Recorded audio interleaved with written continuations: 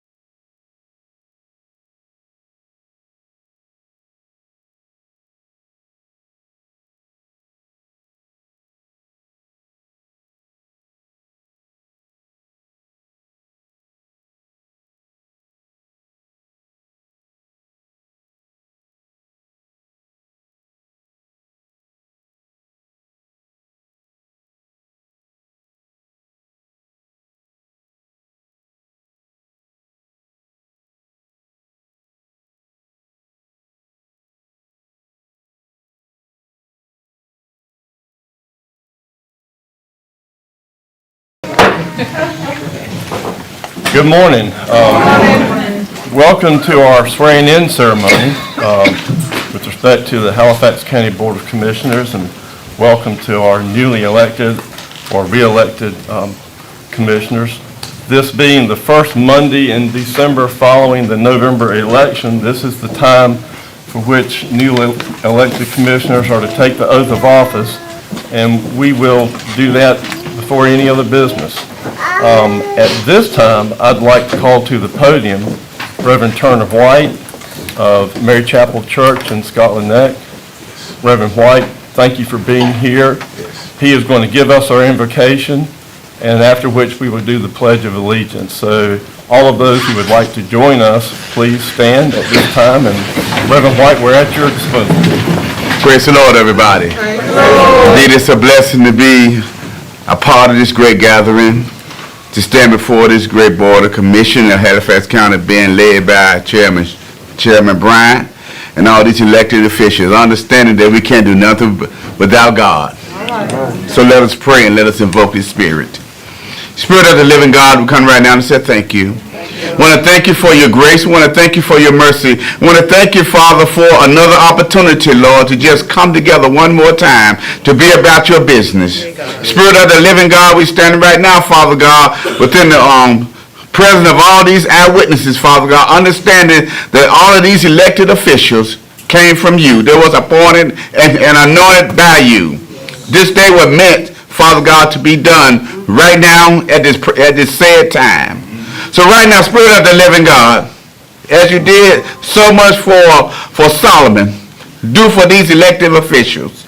Oh, Father God, grant them the wisdom, Father God, to lead and guide your people. Oh, Father God, we evoke your Spirit into this place to saturate each and every heart under the sound of my voice. Have your way, Lord. Bless this setting right now. And through it all, Father, we're going to make sure that you receive all the praise.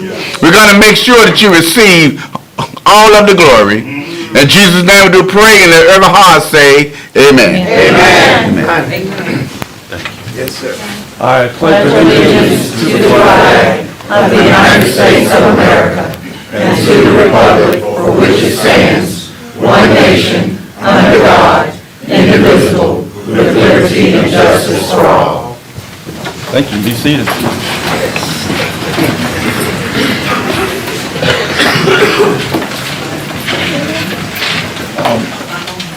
In my excitement to get this ceremony begun, I forgot to explain why I'm sitting in this chair.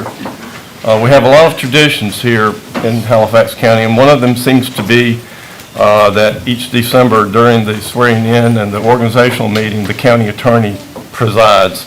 That wasn't on my job description when I took the job.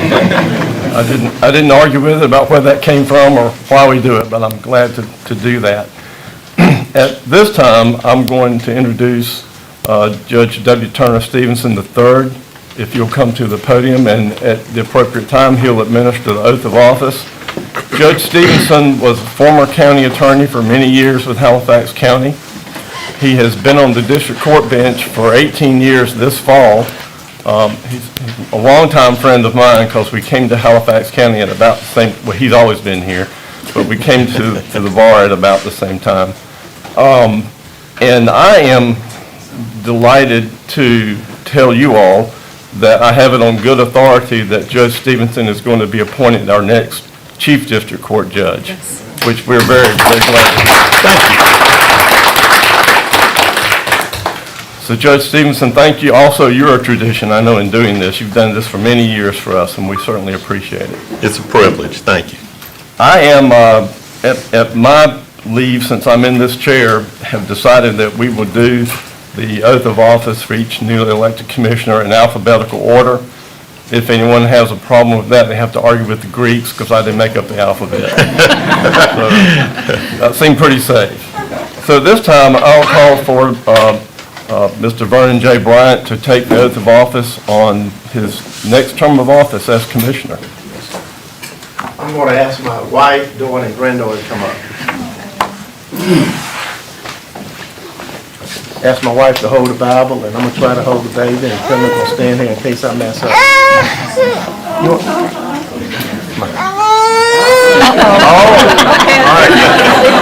on, Lydia.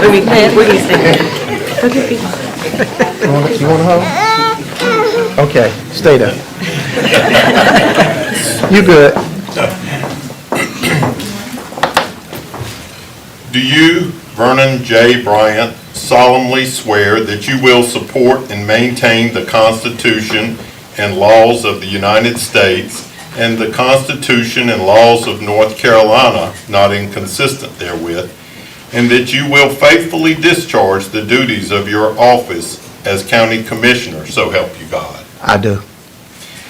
And do you, Vernon J. Bryant, solemnly and sincerely swear that you will support the Constitution of the United States and that you will be faithful and bear true allegiance to the state of North Carolina and to the constitutional powers and authorities which are or may be established for the government thereof, and that you will endeavor to support, maintain, and defend the Constitution of said state, not inconsistent with the Constitution of the United States, to the best of your knowledge and ability, so help you God? I do.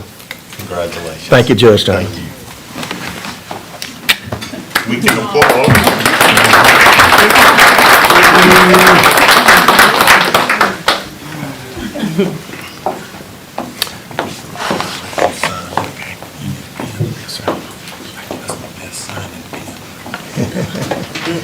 Watch it.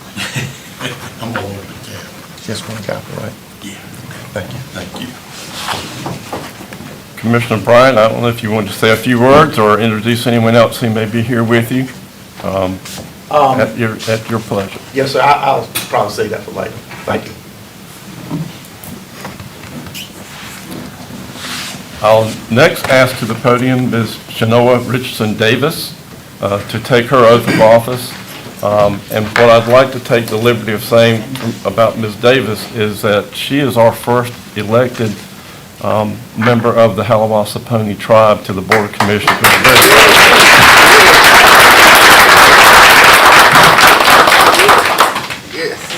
Yes, ma'am. Thank you. My mom and dad, my husband is here, and my daughter and son, they would come up and join me.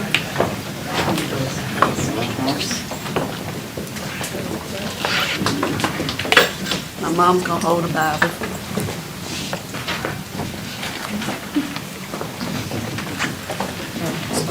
Nice to meet you. Nice to meet all of us. Ms. Davis, I want the two, so help me God, and then you can just say I do. Okay. All right. If you place your left hand on the Bible and raise your right hand.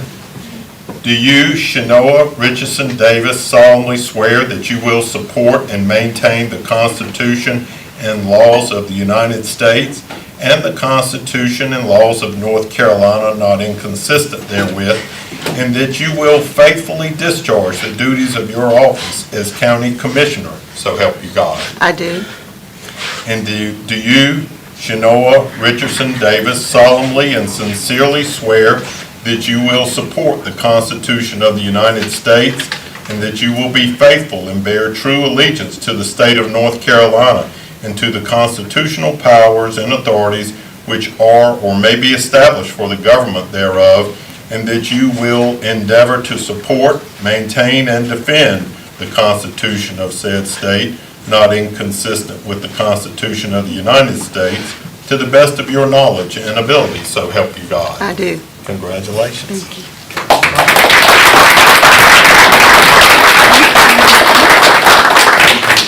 Ms. Davis, I'm going to get you to sign this before you sit down, if you would.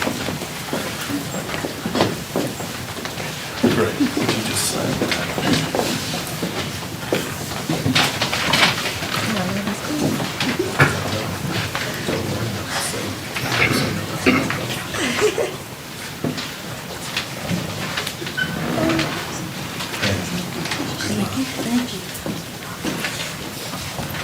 Congratulations. Next, I will call to the podium Commissioner John Smith to take the oath of office on his election for the first time to fill, and I think I'll get through this, okay, to fill the remainder of the unexpired term of Commissioner Marcel Smith. This was a special election in District 2 to fill the remainder of that term, and we're excited that, Mr. Smith, you're going to continue with us, having been elected to the remainder of that term, and delighted you're taking the oath at this time. Thank you, sir. I'm going to ask my pastor if he would come and hold the Bible for me.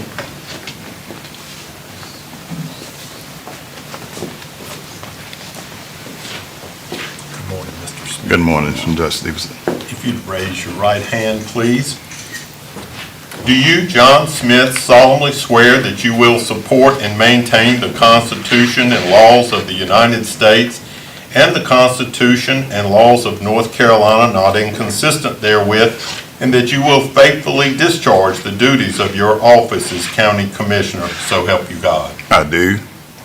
And do you, John Smith, solemnly and sincerely swear that you will support the Constitution of the United States and that you will be faithful and bear true allegiance to the state of North Carolina and to the constitutional powers and authorities which are or may be established for the government thereof, and that you will endeavor to support, maintain, and defend the Constitution of said state, not inconsistent with the Constitution of the United States, to the best of your knowledge and ability, so help you God? I will.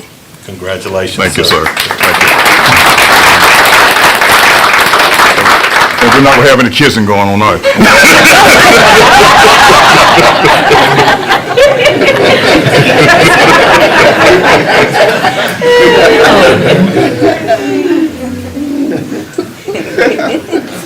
Thank you, sir.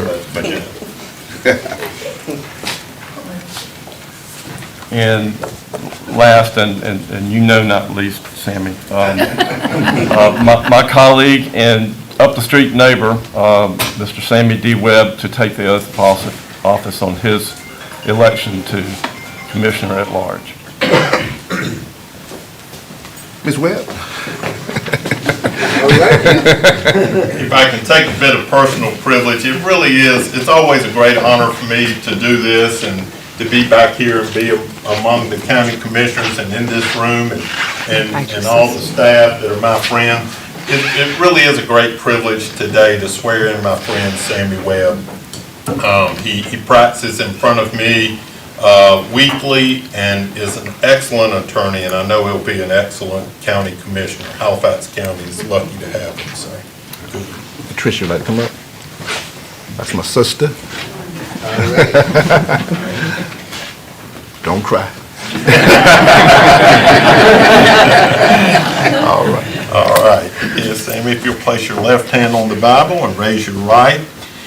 Do you, Sammy D. Webb, solemnly swear that you will support and maintain the Constitution and laws of the United States and the Constitution and laws of North Carolina not inconsistent therewith, and that you will faithfully discharge the duties of your office as County Commissioner, so help you God? I do.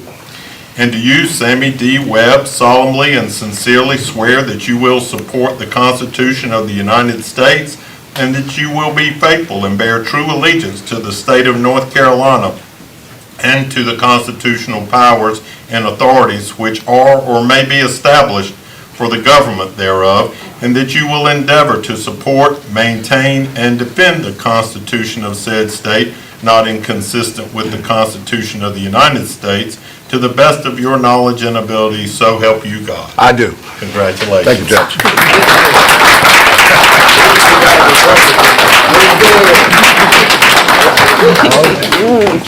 Yes, sir.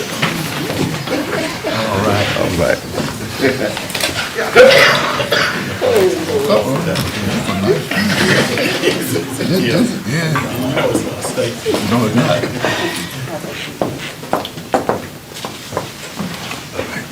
Yes, sir.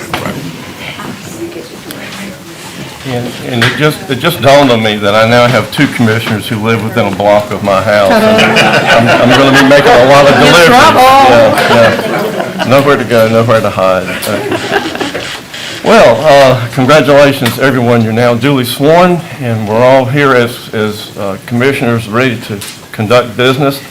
And this being the first Monday in December of an even-numbered year, 2022, it's now time for the board to select a chairman and select a vice chairman for the coming year.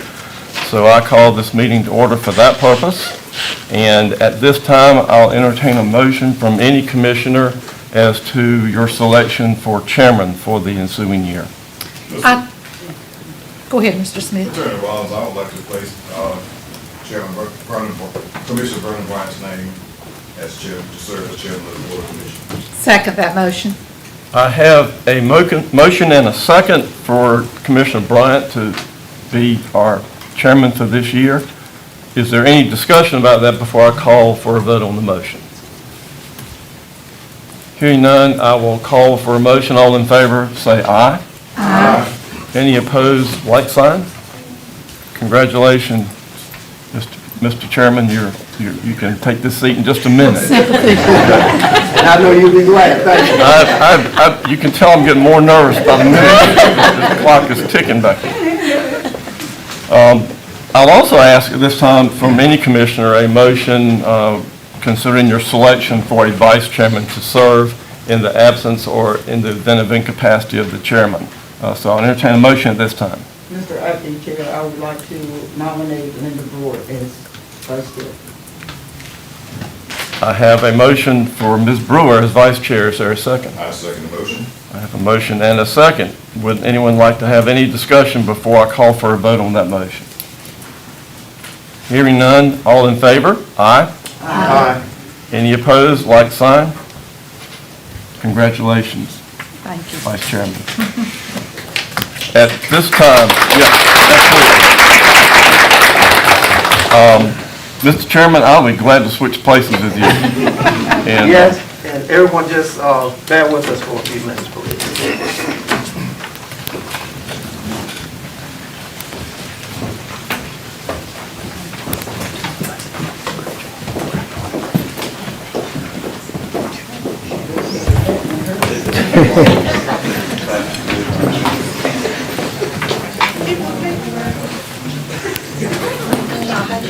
That's still a hot seat.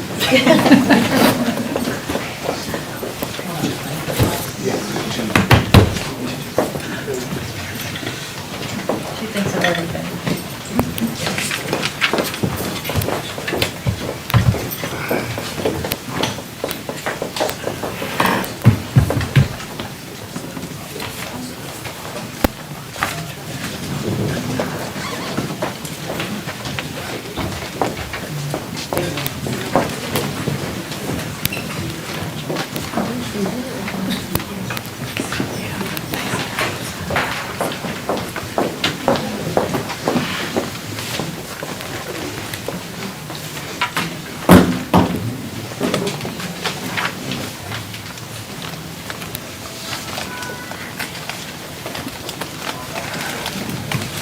Now I know why it used to take my daddy so long to do stuff.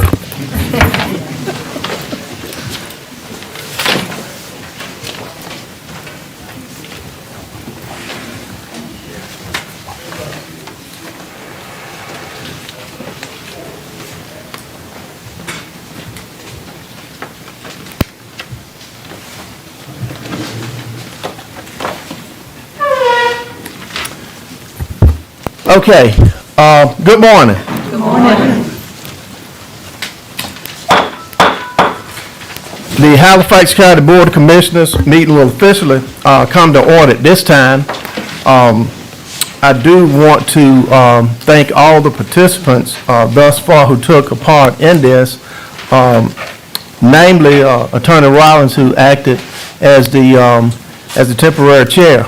And Attorney Rollins, thank you so much for all that you do for the county, not just this morning, but all that you always do for Halifax County. You know, I tell you, in front of your face and behind your back, I'm confident that you're the best county attorney in the whole state, and I really mean it. Also, I want to thank Reverend Turner White from Mary's Chapel Missionary Baptist Church for being with us. He's Commissioner John Smith's pastor. Thank you so much for being with us, and thank Judge Turner Stevenson for being with us this morning. At this time, I'm going to, just so you know what we're going to do, I'm going to go ahead and, like I said, I did call the meeting to order. We're going to hear a few comments from the newly elected county commissioners, and then what we're going to do, we're going to be at ease for about 10 minutes so we can take pictures and hug and kiss Commissioner Smith if you want to. But at this time, I do want to thank my colleagues for their vote of confidence in me to serve as the incoming chair. This is my 4th term. This will be my 9th year serving as your chairman. And that's what I mean, I'm your chairman, not just for this board, but to serve the 48,000 citizens of this county. I thank you for your vote of confidence in me. And again, anyone who knows me know that Vernon Bryant is going to put his best foot forward in doing the best he can for Halifax County and to make us always look good in whatever we do. Also, I want to recognize my wife again, Sandra, 42 years of marriage. My daughter, Kendall, she's here, drove a long ways with my grandbaby who wouldn't let me hold her and kiss her. But anyway, Lydia Faith Phillips, my sweetheart, 18 months old, and I told them last night, if they decide not to come, just UPS her or make sure she FedEx here or something. But again, thank you all so much, and I look forward to continue to serve. At this time, I'm going to yield to Commissioner John Smith. Do you have any comments? Just very briefly, I do thank the citizens of Halifax County for giving me an opportunity to continue to serve. As Attorney Rollins said, I'm serving out the final 2 years of my late son, Marcel Smith, and it's a pleasure for me to have the opportunity to do that. And certainly, I am no Marcel, I'll tell you that by no means. Most of you that knew him knew what type of guy he was. Wise, very much wise beyond his years. And I'll do the best I possibly can to see that I serve all the citizens of Halifax County. I'm elected to represent District 2. I'm elected to serve all the citizens of Halifax County, and I want to see that all of us prosper the best we can and keep Halifax the county that it is, continue to grow. And thank you again for your confidence. Thank you, Commissioner Smith. I overlooked the new vice chair. She should have been next. I'm sorry about that. Ms. Brewer, our new vice chairman. Well, several of you all have heard me say in the past, and I've never needed a microphone, that I'm probably the only person that's ever sat up here that didn't really desire to be a county commissioner. That was not my life goal. However, I have relished the time of being on this board, and the night I was appointed in 2016, I remember saying, even though I come from District 3, I am here for the county of Halifax. I've worked in this county almost 40 years in my prior life, and I know the citizens throughout, and I'm proud of some of the things we've accomplished throughout the county, up in Hollister, down in Scotland Neck, and I appreciate the opportunity to serve again, and we still have great things we can accomplish going forward. At this time, we're going to hear from our newly elected county commissioners, and that word newly elected and commissioner-elect, is history. It's not going. That's the last time you're going to hear me say that. Very happy to have Attorney Sammy Webb, who's going to be serving with us. Been knowing Attorney Webb for a very long time. Fine young man, a little bit younger than me, but he's a fine young man, and we'll hear from you at this time, Attorney Webb. It's been a long time coming. Those of you who know me, I've been on this political journey for quite some time. And I definitely like to thank each and every one of you for helping me throughout this campaign. Not gonna name all the names because I can go on for days. But again, I appreciate all y'all have done for me, especially to my wife and my family. When you're on this political journey, you're not at home, you're leaving, you're here, you're there, so you lose a lot of time away from your family. And I appreciate you for being able to understand that, so I know how hard it is. But again, I am so excited to be here. It's been a long journey, and again, I'm excited to do the business and serve all the people of Halifax County. Thank you. Commissioner Webb, thank you so much. At this time, we're going to hear the history maker. We're going to hear from Commissioner Shanora Richardson Davis. Shanora, again, congratulations. Long overdue for you, for a Native American, to be on this board of county commissioners.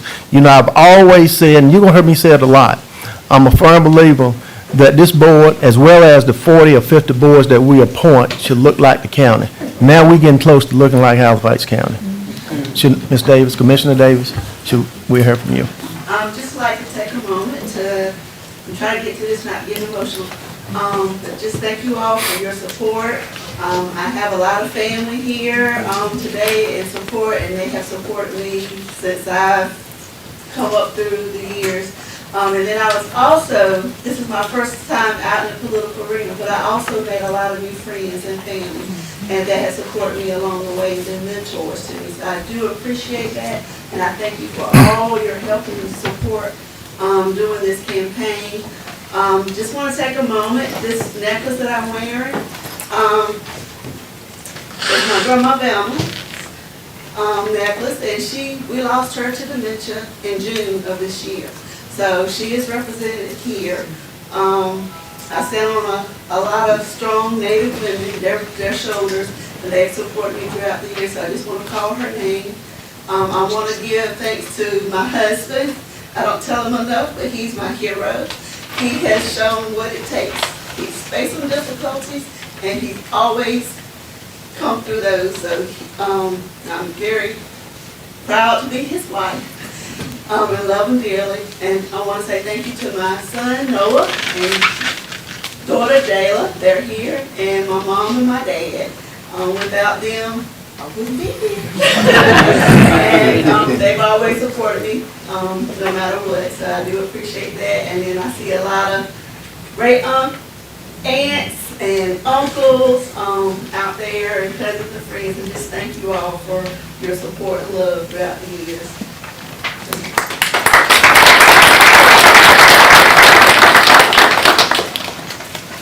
Commissioner Richardson Davis, thank you so much for your comments, and I'm sure Grandma will be proud. At this time, before we take about a 10-minute quick break, I do want to recognize some elected officials out there. I see, well, first of all, our county manager, Ms. Dia Denton, raise your hand with that pretty red dress on. Okay. All right. We have our Board of Elections Director. I know she's not elected, but she's appointed. And then we have Krista Avens, our Register of Deeds, who come to a lot of our county commissioner meetings. I see Ms. Sophia Gould-Faison, she's the Mayor Pro Tem for Littleton. Thank you for being here. See two school board members, and we'll be seeing you all a little bit later. Mr. Michael Hawkins and Mr. James Mills. Did I omit anyone as far as elected officials? Again, if I did, charge it to my head and not to my heart. Oh, my wife, boy.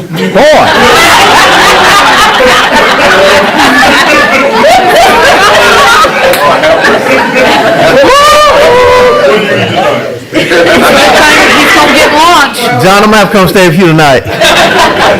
If my wife serves on the Royal Rapids City Council. I forgot all about that, Boost. Excuse me. Okay, well, that's it. Look, let's be at ease for about 10 minutes, and it's about, let's say it's 10 o'clock. Let's say 10 after 10, we'll be back in our seats, okay?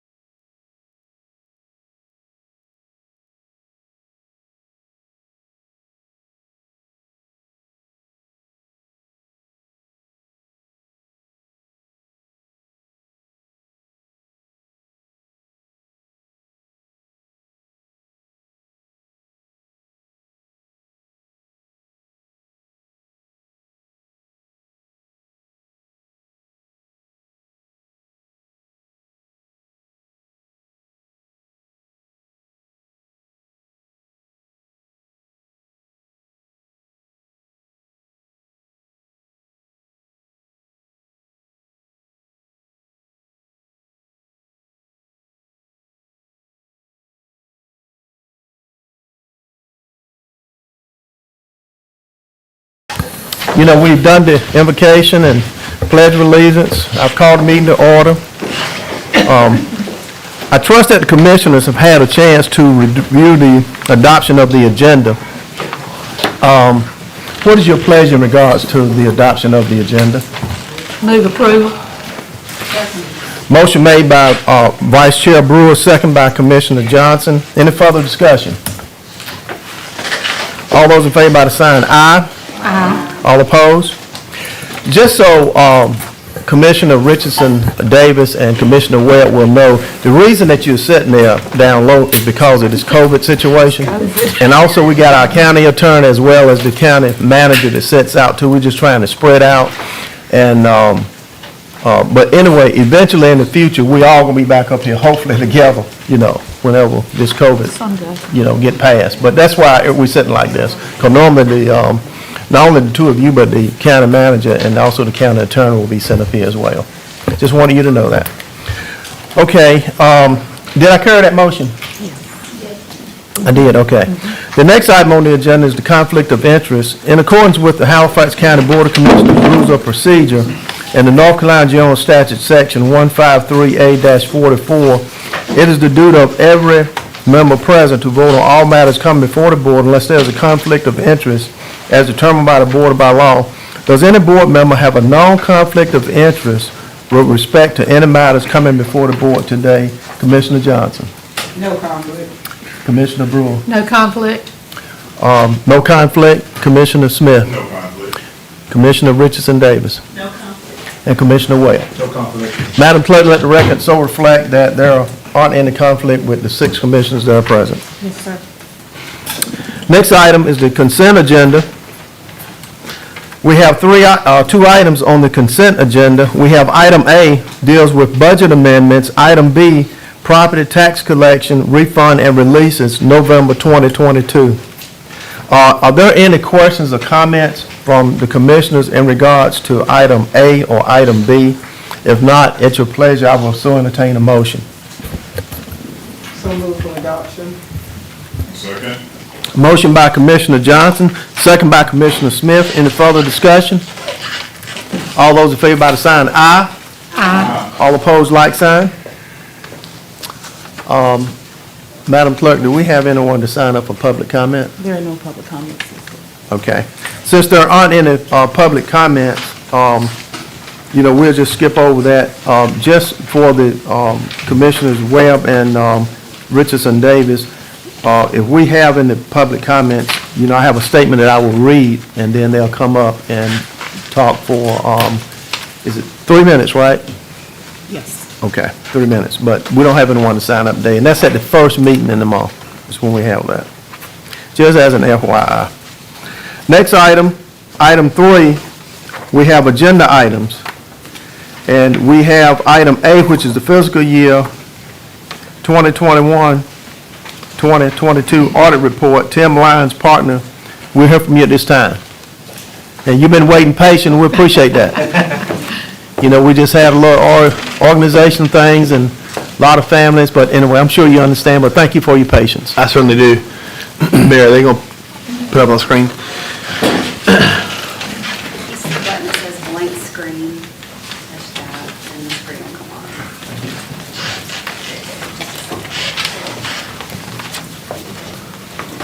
And then we just got arrow. Page down, advance to the right side. All right, great. I appreciate y'all having me here this morning. I know y'all have a busy agenda today, and so we will try to move through this as quickly as I can, but coming to present to you the results of the 2022 audit, the financial statement audit that we were engaged to conduct over the county. So I'll touch briefly on the engagement team. We'll go over the results of the audit. I've got a couple of slides and some financial ratios and some trends, and then a few other, comments and recommendations. And I've got a spot at the end, obviously, for questions, but certainly as we go through it, especially with y'all's first meeting, if you have any questions as I'm going through it, please feel free to stop me and let me know. Just to reintroduce myself, to you all. My name is Tim Lyons. I'm a partner with the accounting firm Malden and Jenkins. I practice out of our Columbia office in South Carolina, and then we also have an office in Raleigh now that we opened earlier this year, so I kind of split time between those two. I served as the engagement partner on the county's audit, and what that means is that I'm ultimately responsible for signing the report. Everything kind of, at the end of the day, it kind of all stops with me.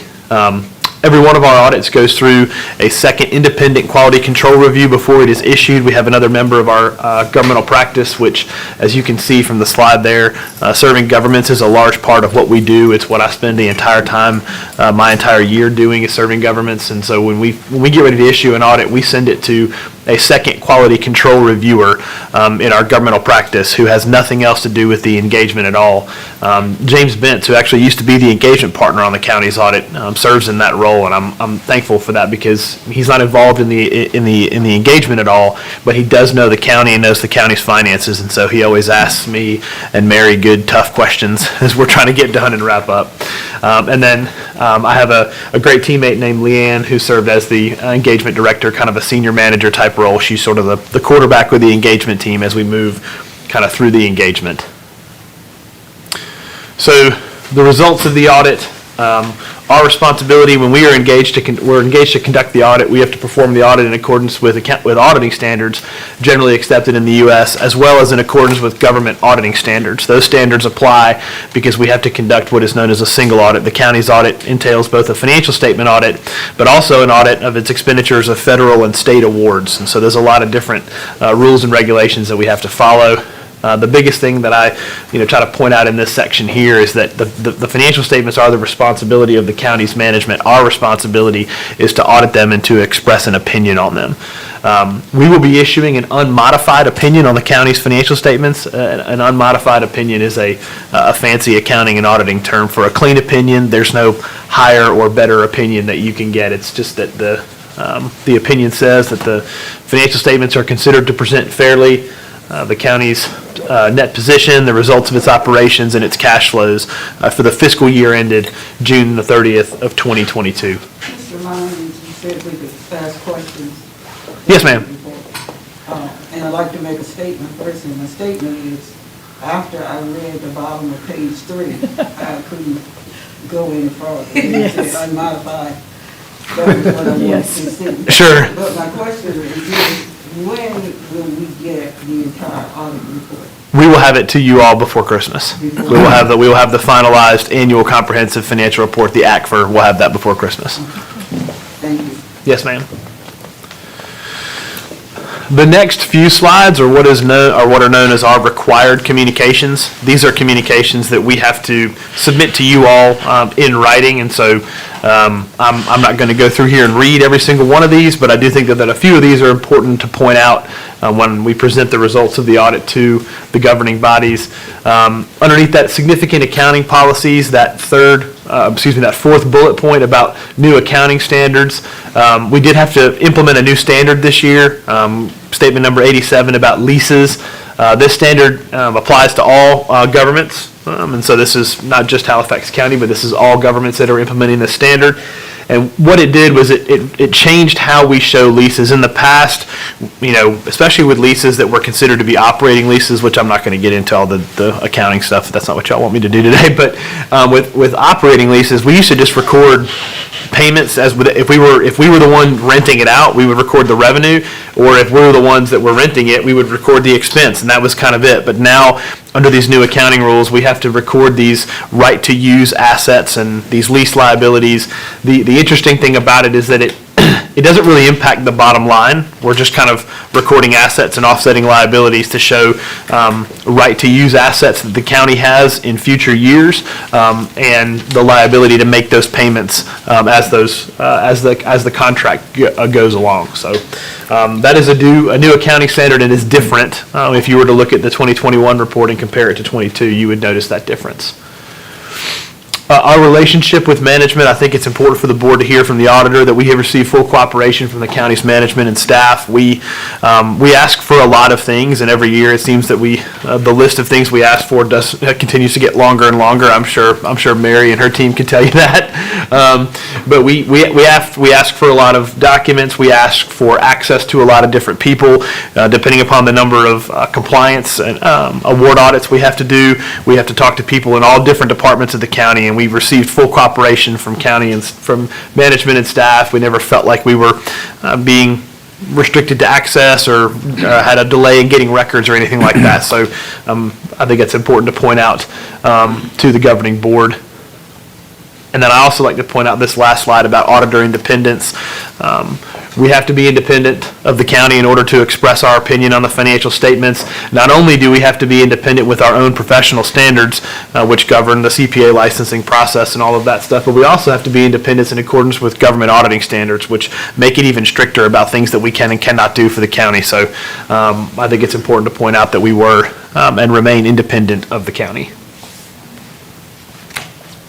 On the federal and state compliance audit side, you'll see the county reported approximately $10.8 million in expenditures of federal funds this year, approximately $2.4 million in expenditures of state of North Carolina funding. Probably the biggest thing that you'll notice is not included in this is the American Rescue Plan, the Coronavirus State and Local Fiscal Recovery Funds, ARPA, on whichever of the many acronyms we're using. ARPA, because we haven't spent any of that money yet, is still being reported as unearned, and so we've not tested those expenditures yet. We will test those when those funds are spent. But we have here the list of programs that we audited. Medicaid is required to be tested every year. The feds require us to test that. The rest of them, we go through a risk-based major program determination process where there are certain programs that, based on their size, we have to look at every 3 years. And then on the state side, we typically have to just keep picking up programs until we get to the required coverage. The state of North Carolina requires that we test 40% of the county's expenditures of state funding. So that's why you'll see so many more state programs than federal programs.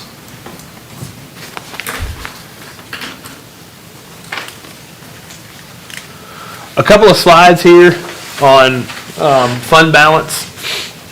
One of the more important measures that I know the boards are always concerned about. In the general fund at June 30, 2022, unassigned fund balance is about 119 days of expenditure. So unassigned fund balance is the fund balance that's left over after we account for all of the other pieces that are where there's constraints placed on the spending. So we have this calculation we have to do, this restricted for state stabilization calculation. This is a calculation the state of North Carolina requires us to do, and it basically calculates the amount of fund balance you have that is not in cash, and they don't want you appropriating that non-cash fund balance is essentially what it comes down to. There's some nuances in there, but kind of from a big picture perspective, that's really what that number is. So at the end of the day, that restricted for state stabilization, that's, we have other fund balance in the general fund that is restricted for specific uses. We have restricted for emergency services and human services where we've received funding that has to be spent on those specific activities. The restricted for state stabilization is more just a calculation that the state requires us to do. And so I think it's also important to not only look at what's in unassigned fund balance, this is what's left over and really available for appropriation, but when you combine that with the restricted for state stabilization, fund balance is about 170 days. So that's a good fund balance position to be in, facing a little bit of economic uncertainty right now if we're kind of concerned about shocks to revenues or changes in revenue cycles and those types of things. The county's got, as you can see there, about 4 months of expenditures in unassigned fund balance to withstand any timing differences that may arise in revenues as we move forward. So I may have missed what you said. So how many days do we have? 119. The first bullet is 119 days of unassigned fund balance. When you add in the unassigned fund balance plus that restricted for state stabilization, it's about 170. Okay. Has the mandate for the state changed in terms of the amount of fund balance? Nope. So it's the same? Yes, ma'am. Yep, and that's what I have on the next slide here. The minimum threshold, the state requirement is 20% The median of similar counties, we pull this data from counties across the state that have less than $100 million in general fund expenditures. So the average for those counties is 39%, and as we can see, Halifax County was at 64% at June 30, 2022. So I guess the question that I need to ask is, because this always comes up, and I just need clarity on it, and I don't know if you can answer this or Mary, but I always hear about 8%. So where does that come in at? 8%? The LGC, the myth was that we had to have at least 8%. That's not really a rule. That's not true? Okay, all right. Because I Yeah. think that needs to be kind of clear, because a lot of people still think that 8% exists. Yeah, no, I mean, they're the minimum, if general fund balance had been below, if the fund balance available for spending, the unassigned category had been below 20%, it would spit out what is known in the submission that we do to the state as a financial performance indicator of concern. Okay. And that's where they would require a response to say, okay, look, your fund balance is below 20%. Why did that happen, and what are you going to do to kind of address that? So, yeah, I'm not familiar with the 8%. Okay, I think Mary cleared it up. Okay. Thank you. Sure. Just a little bit of trend analysis. I think it's helpful to look at looking at taxes and this is just in the general fund. So we're looking at property taxes, which is the blue bars, and the orange bars are other taxes, predominantly sales taxes. So, I mean, as everybody has kind of seen over the last several years, a consistent trend upward in tax revenues, both in property and in sales taxes. A little bit of a dip there in 2020, but then as we all realized that some of the forecasts about what was going to happen during the pandemic, everyone just stayed home and online shopped, and so sales taxes went up. So keeping that chart in mind, the blue graphs here for property taxes, something that's good to see is we've had property tax growth in Halifax County's general fund, but that has not been the result of increased tax rates. That has been the result of increased tax valuation and assessments. So, certainly that's a positive thing to see that revenues are not going up just exclusively because tax rates are going up. In the general fund's budget, just a quick little brief overview. Probably the most important part of this is that that third bullet on the screen there, that budgeted use of fund balance was not needed to the extent anticipated. The county's final budget for the general fund showed that we were anticipating to use fund balance of about $10 million, whereas actual results produced a slight increase to fund balance in the amount of just shy of 1.7 million. I mean, when you're looking at a general fund with close to $70 million of revenues and expenditures, I mean, essentially we kind of broke even for the year, which is not a bad place to be on a budget of that size. The county does have two enterprise funds, the water fund and the solid waste landfill fund. These two funds, the big difference between enterprise funds and governmental funds is that these funds are accounted for in a comparable way to private sector businesses. And so one of the more important measures to look at with regard to the enterprise funds is cash flows. We want to make sure that our principal operating activities are generating positive cash flows so that we can then in turn reinvest in ourselves, whether it's through the acquisition of capital assets or the retirement of long-term debt that may have been issued to acquire capital assets. Both funds reported positive cash flows from operations, and both funds reported an overall increase in cash during the fiscal year. So again, positive operating indicators for the county's enterprise funds. These charts come directly from, as I mentioned earlier, that upload we do to the state.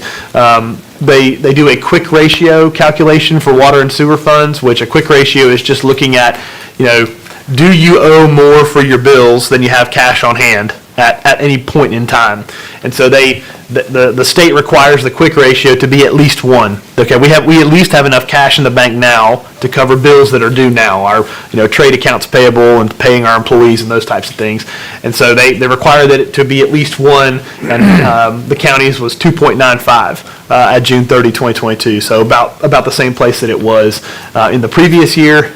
And then these cash flow indicators at the bottom, again, cash flows being a bit more important when we're looking at enterprise funds. The first one, operating income, and then we exclude depreciation expense. Depreciation expense is that annual expense we record on the capital assets. It's a non-cash item, so it doesn't impact cash flows at all. So they want you to look at operating net income, so the net income we generated from our operations of operating our water fund, ignoring depreciation, but then including debt service. So we want to make sure that we're generating enough cash flows from our operations to retire our debts. And the minimum threshold there is that it's got to be at least 1. We got to be at least over 0 on that first row across the top there. And as we can see, the county had plenty of excess cash flows from operations to retire the debts. And then the unrestricted cash of total expenses. So again, looking at what's available at June the 30th in cash compared to expenses, again, ignoring depreciation, but considering debt service, needs to be at least 16%. We want to have at least 2 months. That may be where the 8% was coming from at one point in time. They wanted you to have 1 month. They said 2 months here of cash flows. And as you can see, the county's water fund is well above that as of June the 30th. Just the last couple informational things here.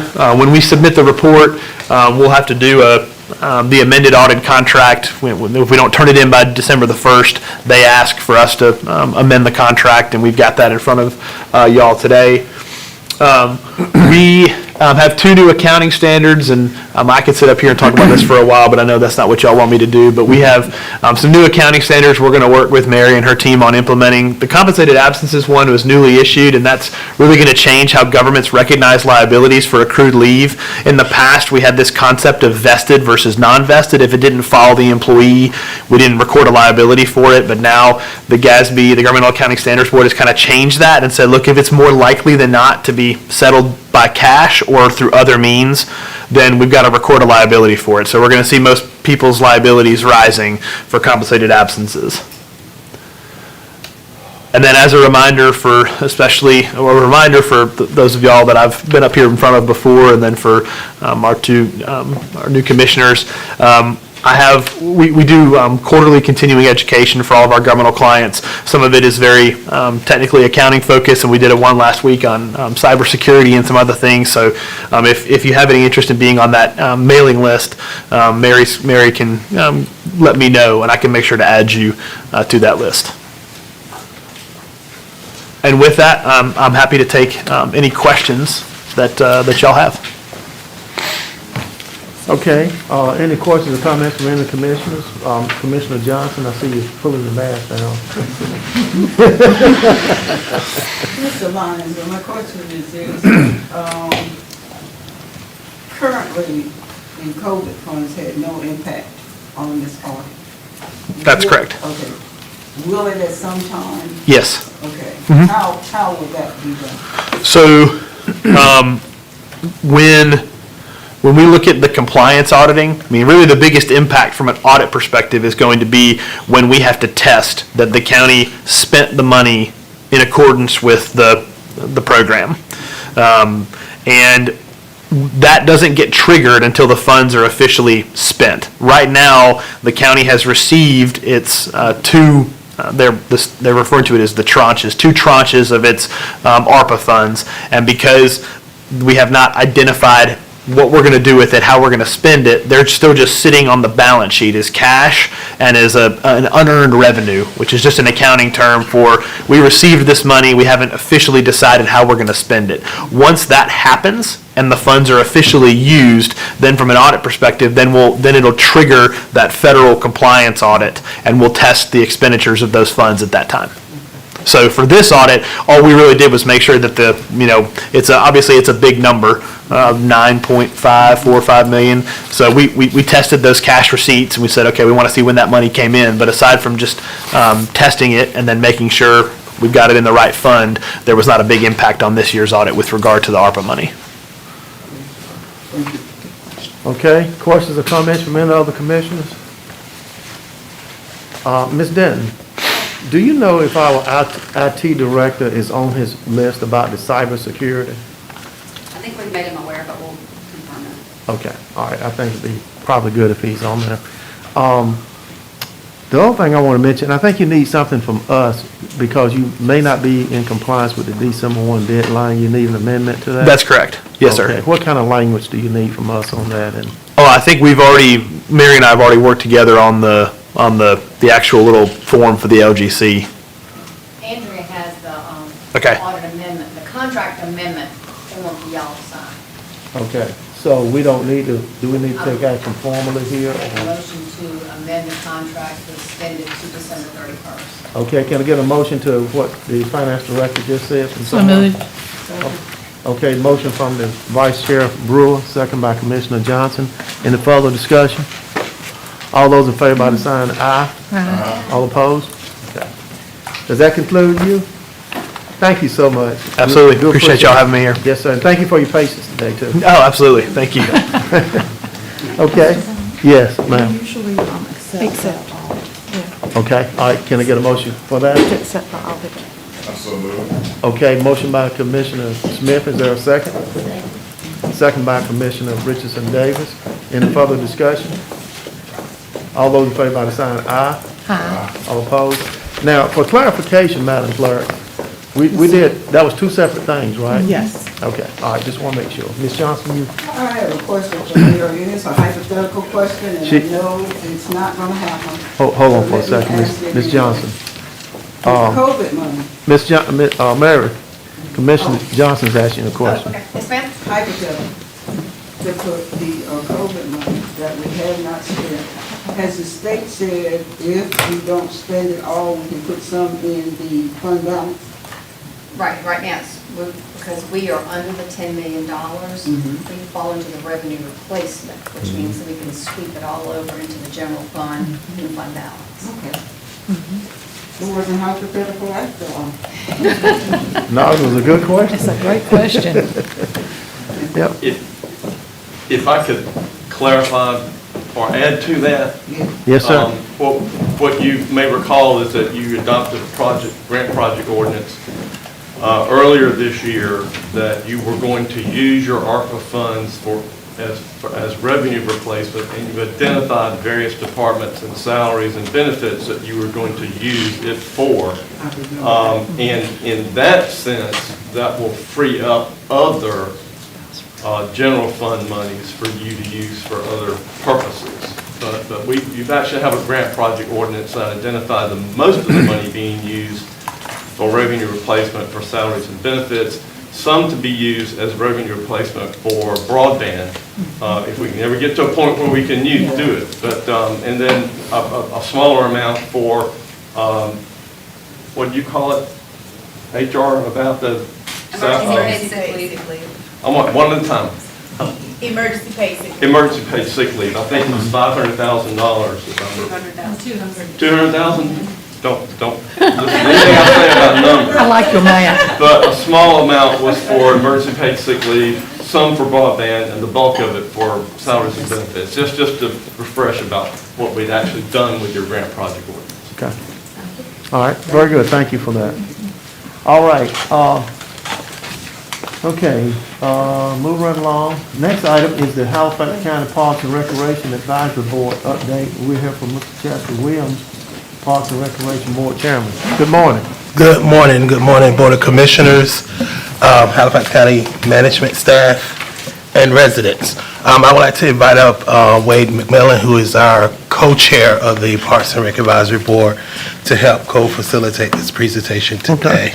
Good morning. Good morning. Morning. All right. You see blank screen, there you go. Oh, no. Can y'all switch that to the recreation PowerPoint?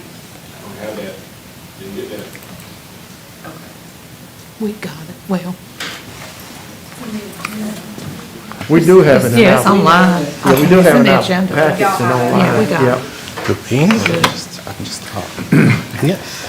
Good morning. Mr. My Williams, name is you- Wade McMillan. How y'all doing? All right, so you guys have the PowerPoint, so Right. I'm not going to speak from the screen. We can just skip to the third slide, which is the Parks and Recreation Master Plan. We know that the master plan was from 2014 to 2024. It's over 100 pages, so we only picked out a couple of things in the master plan that we thought quite important to move the needle along. So the first thing that we picked out, which was creation of a countywide recreation network, establishment of a Parks and Recs advisory board, and the creation of a Parks and Recs department. So the creation of the countywide network, it encompasses us connecting the municipalities. It encompasses us coming together. It encompasses us to create the two other things that are on that slide, which is the Parks and Recs Advisory Board and the department. We've already created the Parks and Recs Advisory Board. We're continuing to make it bigger and better. Like you said, you want your commissioners to represent your county, so we want the board to represent the county as well. And I think we're doing a good job in doing that. Also, the next step was to create the Recreation Department. We believe that department is where, the central focus can come from. That's where you can get all your ideas from. That's where your municipalities can gain their support. That's also where you get your resources to go into under one roof, and then your municipalities can go to that one roof and get those ideas, and they can go from there. All right, the next slide, I believe, is the advisory board in review. All right, we are the advisory board. This is the chair, I am the co-chair. I think that we represent the community very well. We have a background in health. All of our board members, advisory board members, they have a background in something that is beneficial for recreation, whether it's in food, health and nutrition. We have people working in the hospital. So we are very well-rounded. All right, in review, we've been working with Rural Forward. Rural Forward helps us add value to the group setting. They give us structure to our conversations. They also help us flow our ideas throughout the group. So they're very beneficial. The next thing I want to point out, we're going to skip to the fourth slide, which is to build relationships with the recreational stakeholders and promoted and shared recreational opportunities. When you think of stakeholders, you think of people who are interested or who hold positions that are beneficial for your topic. Like I said before, all of us as the board members, we are the stakeholders because we hold positions in the county that benefit Parks and Recreation. With us being those stakeholders, we also have positions in our jobs that are beneficial for recreation. So say, for instance, I'm a nurse. I know Kayla Taylor, who's part of the board, she works in the hospital. The hospital is our only hospital in the area, so that is a major resource for Parks and Recreation. Chester here, he's purchased Dawson, which is a school here in the county. That also is he's a stakeholder in recreation. So not only the board member, but he's also a stakeholder, which can get us to many other people in the community. And I think you're next, right? Yes. Okay. All right, so the next slide talks about priority sites, especially for the new board members. We want you to be aware that out of the master plan and the work of the Recreation Network and the advisory board, we identified 3 sites for Halifax County to give focus to around recreation.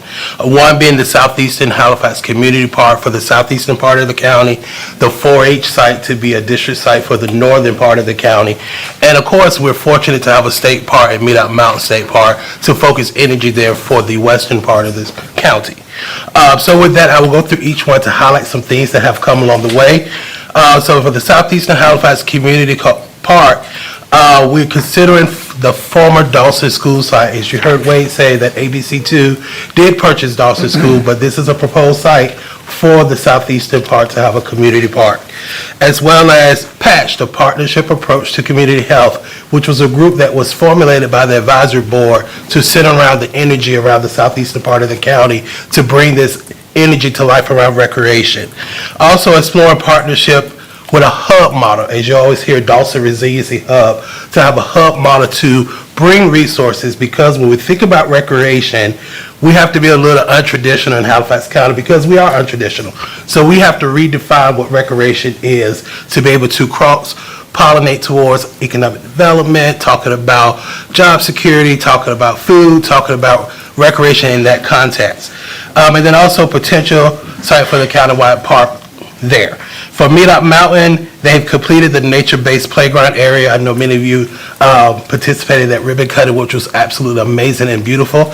And it's one of a kind. No other park has a nature-based playground at their state park. Also, their enhancement to the trails there, that's a phenomenal. And also, they're in the process of hiring a new superintendent and park ranger. For the 4-H Rural Life Center, there's been improvements and talks for more improvements to the equestrian center. There's talk about a pond development there.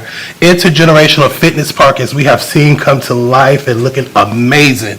Ballparks and fields and trails to be added there. And we know that the 4-H site that will boost economic development because it's a part of the economic thriving part or community that's being created through the Halifax corridor. And also, looking at need support for the county commissioners for all the 3 priority sites, which have been ongoing, but looking how that can evolve even more to position Halifax, not just for recreation, for overall county health, to see our numbers go back up, because we did see a slip in that, but this is an opportunity for us to redirect and redefine recreation in that way. All right, countywide highlights and accomplishments. So part of the master plan, there was a lot, like I said, it's 120-some pages, and part of that, they put in what they wanted to see. And I believe that we did a lot of things within the last 10 years, part of that plan, but we have a lot of room to grow. Some of the things that we have done, we have a splash pad at the Chancellor Recreation Center. And when I say we, I mean the county, not us as the Parks and Recs, it's the county. The splash pad at Chancellor Recreation Center, the Trillium County Accessible Playground Partnership, which I believe is going to happen in Scotland Neck. The repurpose of the tennis court at TJ Davis, which is awesome. I play tennis there, so no more cracks in the court. It looks awesome there. Appreciate that. Whoever had a hand in that. Acquisition of the Dawson School by ABC2. Is it more? Okay. Yes, and continue on with those recommendations. Of course, establish a countywide Parks and Rec department to be able to coordinate these evolving and ever-growing and ever-need of recreation. Dan and I had spoke that young people always say there's nothing to do here, but in retrospect, there's a lot to do. We just have to bring awareness to what's already here to understand our true assets and related to recreation, and then we know the true opportunity that lies ahead of us in Halifax County. Also, make a Parks and Recreation hire a Parks and Recreation director to be able to oversee that, so there's a point of contact for recreation for our county. We know that there are a lot of organizations, a lot of individuals who are doing great work around recreation, but also we're very busy individuals in our organization, our lives too. So having a point of contact to be able to foster the coordination, foster the work to make sure that it's been data collection, all the things that it needed, and that person can be the point of contact to report to the advisory board and also to the county commissioners here and to our county management. Also, the establishment of the 3 parks. We know that they're sort of established. 2 of them are fully at the southeastern part of the county, those 3 focus sites that we have identified. Also considering a state county park foundation to be like a nonprofit arm to the department once it's created, and then make Parks and Recreation an annual funded budget item. I know we have to make that recommendation. It's obvious to sustain recreation, it will take funding. But also looking at ARPA funding being that initial funding to be able to support the initial building of the Parks and Recreation Department, hiring a director, and through that director, that person can look at grants and work to sustain the department from year to year to support and sustain. With that, also another recommendation that's been something that's been presented from time to again is looking at what was in the master plan that we did from county input sessions or community input sessions. The citizens or the residents of Halifax County say they're willing to pay a tax. So looking at the 1 cent tax increase that will render that funding to help support annually. Nothing new. The citizens say they will support that. But they're also looking at doing that looking at specifically, maybe looking at tourism, looking at occupancy tax and those type of areas to be able to offset that funding source and in that way. So at that point, we'll stop now to answer any questions that you may have. It's truly been an honor to serve as the Park and Rec Advisory Board, to be able to bring recreation as a topic of conversation, as a priority, but also to be working in partnership with the county, with county commissioners and the residents of Halifax County to develop what recreation can be for us. Before the comments and questions, I just want to point out something that he said. We are the chair and the co-chair, and I want to say that we have our skin in the game. Like, we're going to put our best foot forward, but I also just want to highlight what he said about that department. We can put our best foot forward, but we actually need a department who's going to be paid and who's going to be responsible for Parks and Recs. Like, we're going to give all we have, but when we go to sleep and we go home, we still need someone actually that's there responsible, actually working for the cause.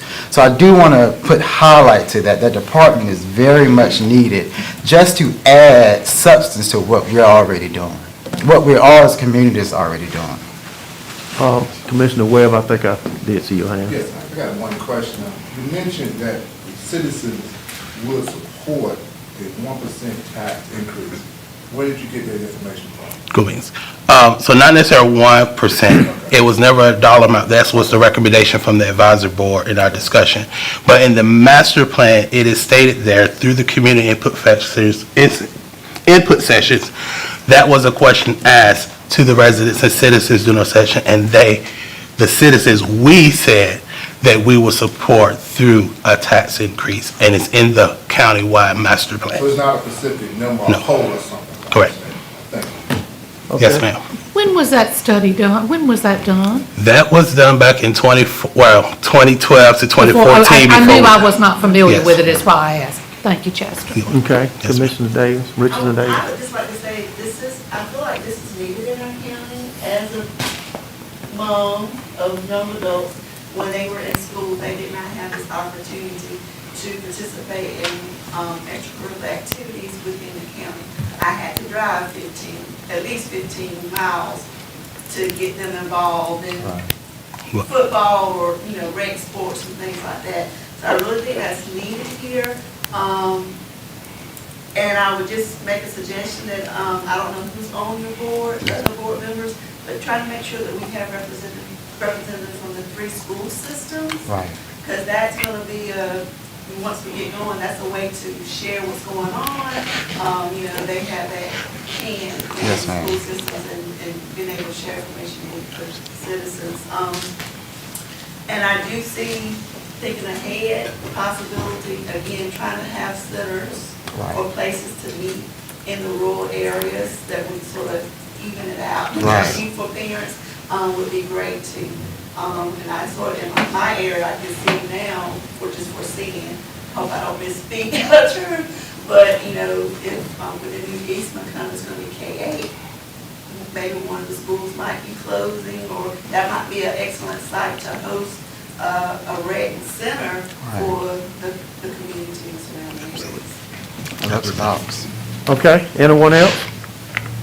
Just ask Mr. Williams, we're getting ready to look at budget. Have you put in a proposal for recreation?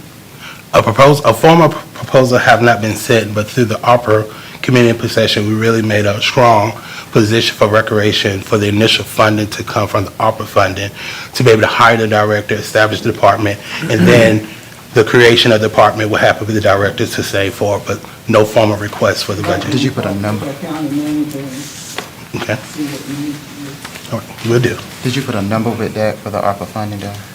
The request was for $300,000, which will be asked for.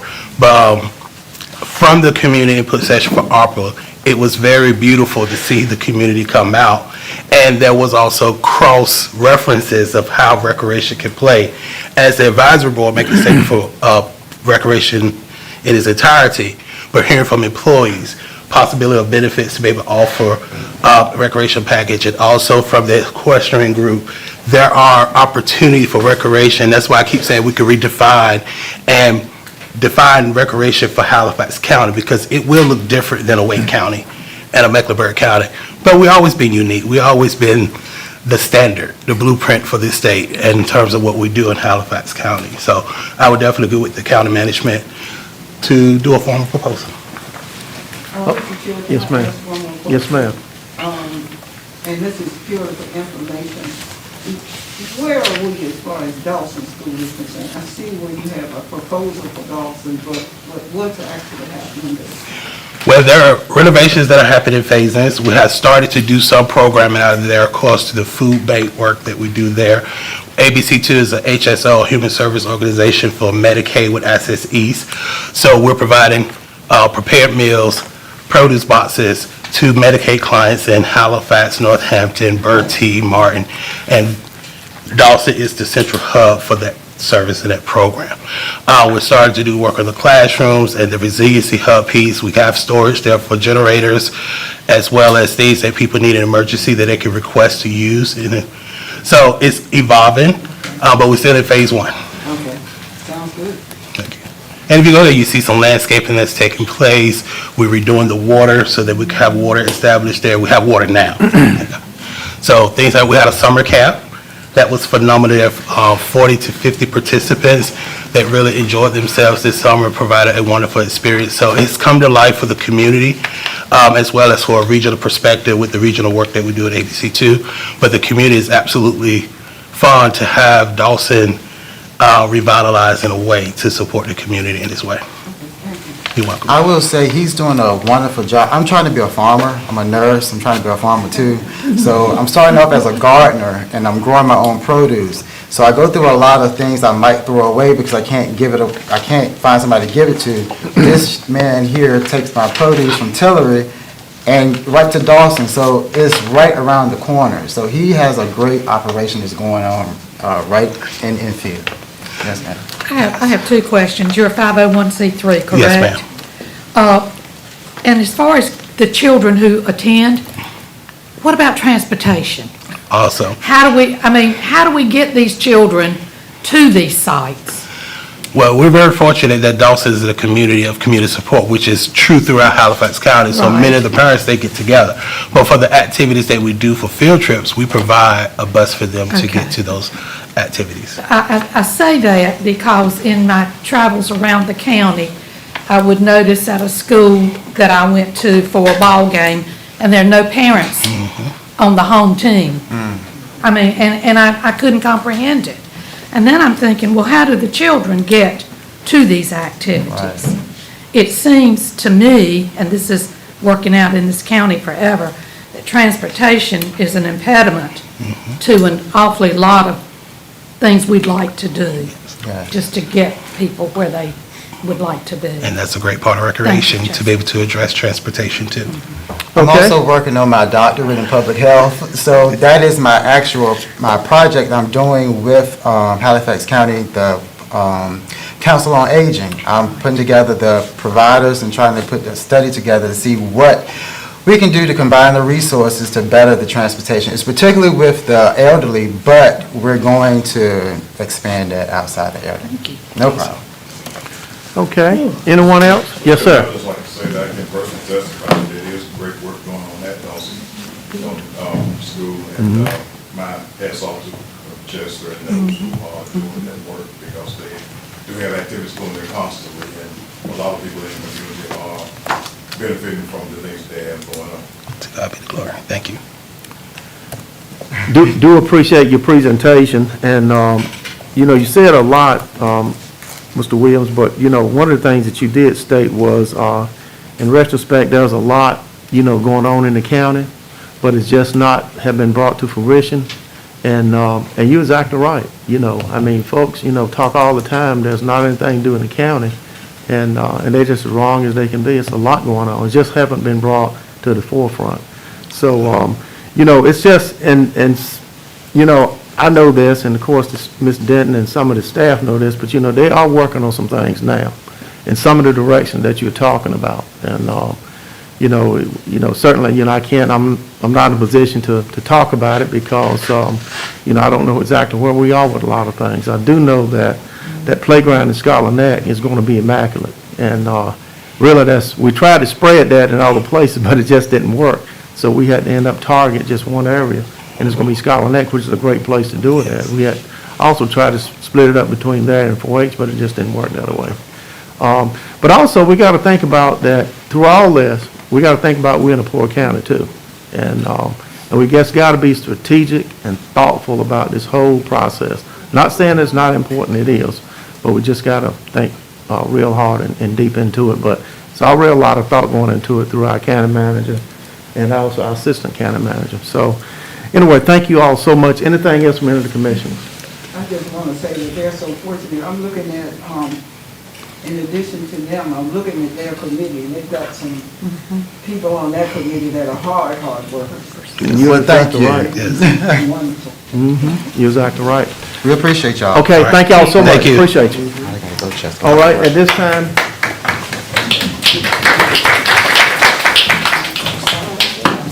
At this time, we're going to move to the next item on the agenda, Emergency Management Performance Grant and Tier 2 Grant. Mr. Buddy Wren, our Emergency Management Coordinator. Good morning. Good morning, sir. I think all y'all have the attached EMPG grant application and the hazardous material. It was a Tier 2 non-competitive grant. This is an annual grant that's presented to us. It's, like I say, if you have any questions, I can look at them, but the folks that have been here have seen this before.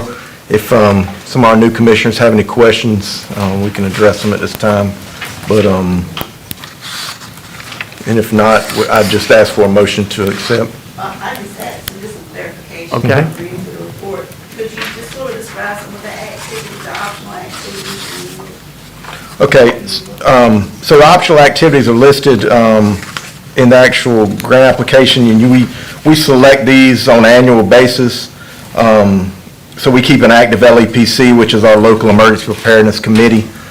We try to meet quarterly for planning for emergency, and that is kind of based on some of our Tier 2 reporting from our chemical facilities on an annual basis that's required. So we kind of go through and we try to keep a representation from our corporate side as well as our response side, kind of to keep planning up in the forefront on an annual basis. Try to keep any type of exercises available, and just keep that open form of communication. The CAMET and CAS trailer we selected this year, we're going to do some maintenance on that. Those are our animal companion shelter trailers that we have in the county. Attend to forums, Healthcare Preparedness Coalition. That's something that my supervisor does on an annual basis. Anyway, like I say, these are all optional activities we select on a yearly basis that, as long as we hit these criterias, that additional optional funding becomes available to us for it on a yearly basis. So the grants to continue? Yes, ma'am. Of what's already been? Yes, ma'am. Okay, all right. Any further questions or comments? There's nothing different in previous years. No, ma'am, they shortened the application to a few pages instead of, it used to be, I know, it was pretty extensive, but they did shorten the application some, but there's no change in the funding to my knowledge. And like I say, this is something that we'll see y'all on an annual basis on, hopefully. Yes, ma'am. Okay, it's been motioned by Commissioner Johnson. Is there a second? Second. Second by Commissioner Webb. Any further discussion? Now, what the motion is to approve the submission of the EMPG and Tier 2 grant application, the receipt of funds if awarded. Okay. All right. Any other discussion? If not, all in favor say aye. Aye. All opposed? Okay. Thank you, buddy. Appreciate all that you do. Yes, sir. Now, going to board appointments, which is item 4.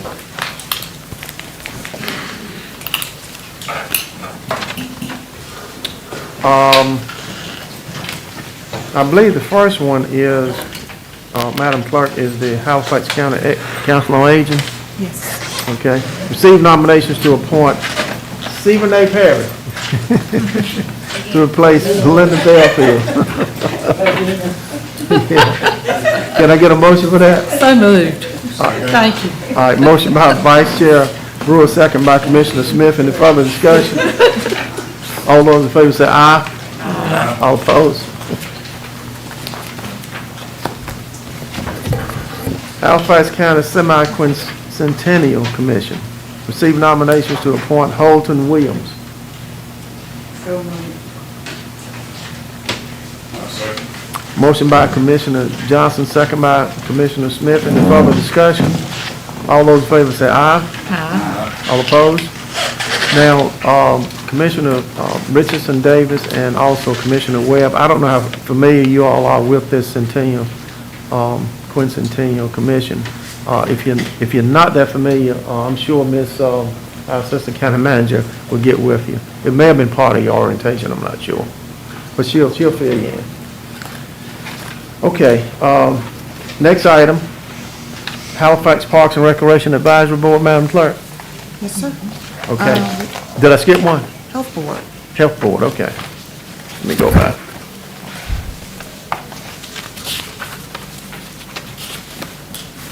What did that? I skipped Health Board. It's not there.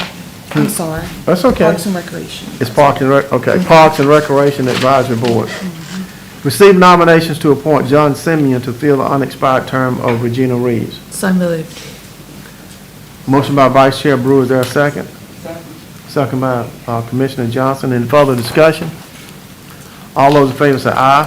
Aye. All opposed? Okay. I think John Simeon will serve you all well. Okay. It's the Health Board next, Madam Clerk, I believe. Yes, it is.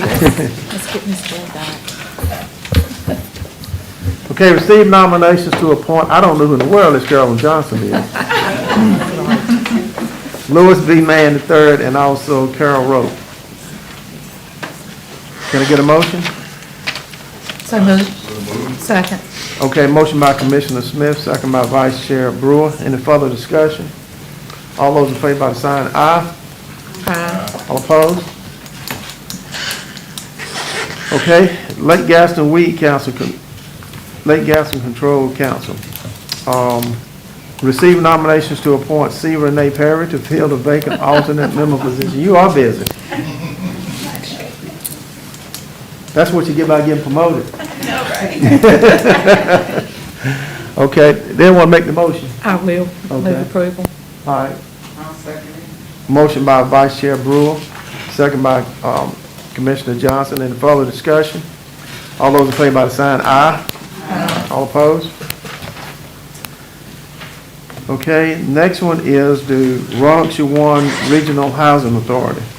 Receive nominations to reappoint Debbie L. Hardy, and she is the chair, I believe. Can I get a motion? So moved. Okay. Motion by Commissioner Smith, second by Commissioner Johnson. Any further discussion? All those in favor by sign aye. Aye. All opposed? Okay. Is that it, Madam Clerk? Yes, sir. Thank you. You keep me in line. Thank you.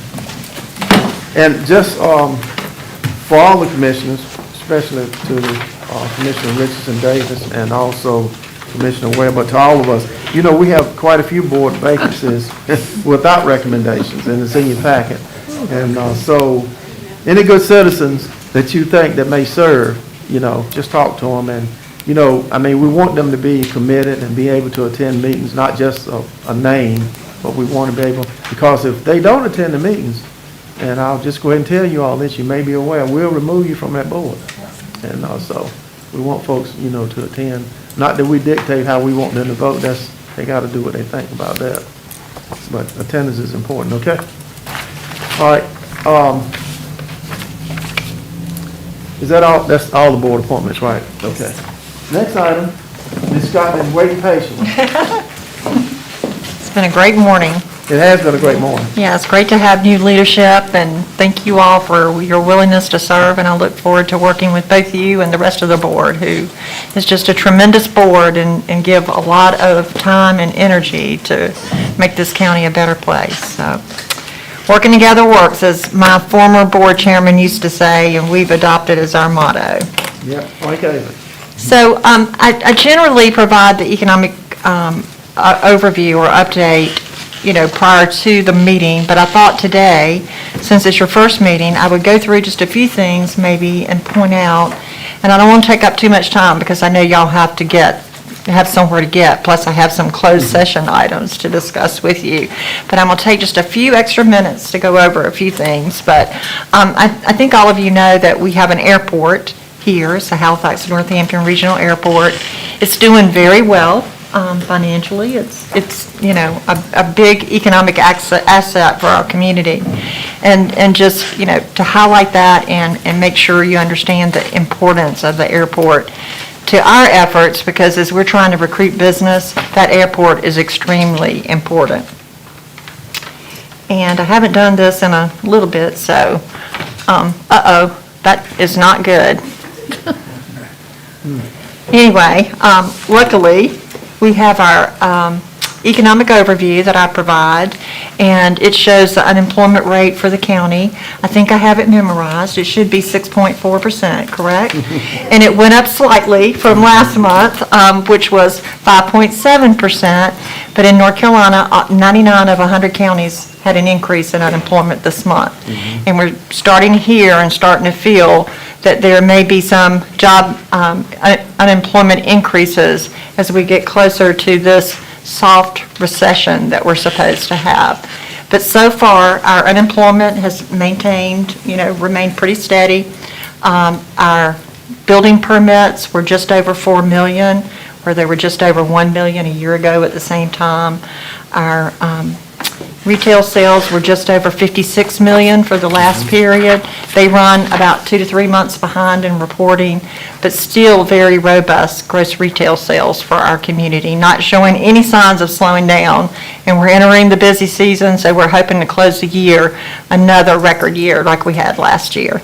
So did I get it right? Good. And just to show you, as far as unemployment changes, all of the metropolitan areas in the state had unemployment increases. The state also released the tier designations last week, and you can see the kind of lightish gray areas show the tier 1 areas, which are considered to be the most economically distressed in the county. There are... Excuse me? In the state, yes. And as you see, there's a great number of them, especially in eastern North Carolina. And Halifax County has been a Tier 1 area since the beginning of time. And I went back and looked at, long before I came to work here, back in 2006, we were the most economically distressed county in this state. And we have made some strides over the time, and it's really good to look back. Now, there have been some fluctuations based on economic trends, like during the recession when our unemployment rate jumped up really high in the 14% category. There were some fluctuations, but if you look over time, and especially in comparison to where we are today, we're no longer the most economically distressed county, but we are the 5th most economically distressed county. And I hear sometimes, are we making a difference? And we really are. We are changing the narrative. Our wages are increasing. Our employment, we're recruiting new jobs. Our industries are expanding. We need to really just pay attention to education and all the things that lay the foundation, and I think we can really change this for the future as well. The wage standards are also announced each year at the time that the tiers are announced. And if you look at our wages, our 2023 wage standard is $39,800. That's the average wage of all private employers in our county, and that's up about 12% over last year. And you can see it in comparison to some of the other counties that we compare ourselves to. Just a quick update on some of our industrial projects. The Roseburg project is well under construction.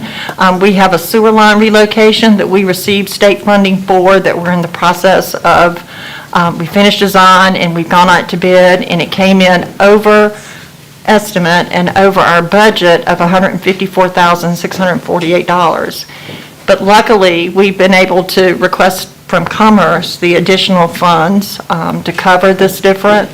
And so we will find out today whether or not the state will approve that additional funding. So we'll keep you posted. I'm optimistic that this will be approved. There are road improvements that are being implemented on Grace Drive and Power Place. They're well underway. The company is really moving forward in their hiring as well.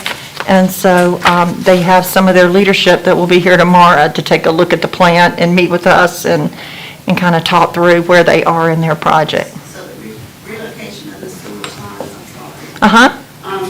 This is all due to the, Inflation, yes, right, yes. And the cost increases, you know, we had a cost estimate done by an engineer, but everything has gone up since last year when this was estimated by the engineer. So inflation and those other issues related to inflation are the reason for the increase. Bender Holtz is a company that purchased the Klossner assets. They received their temporary certificate of occupancy in mid-November.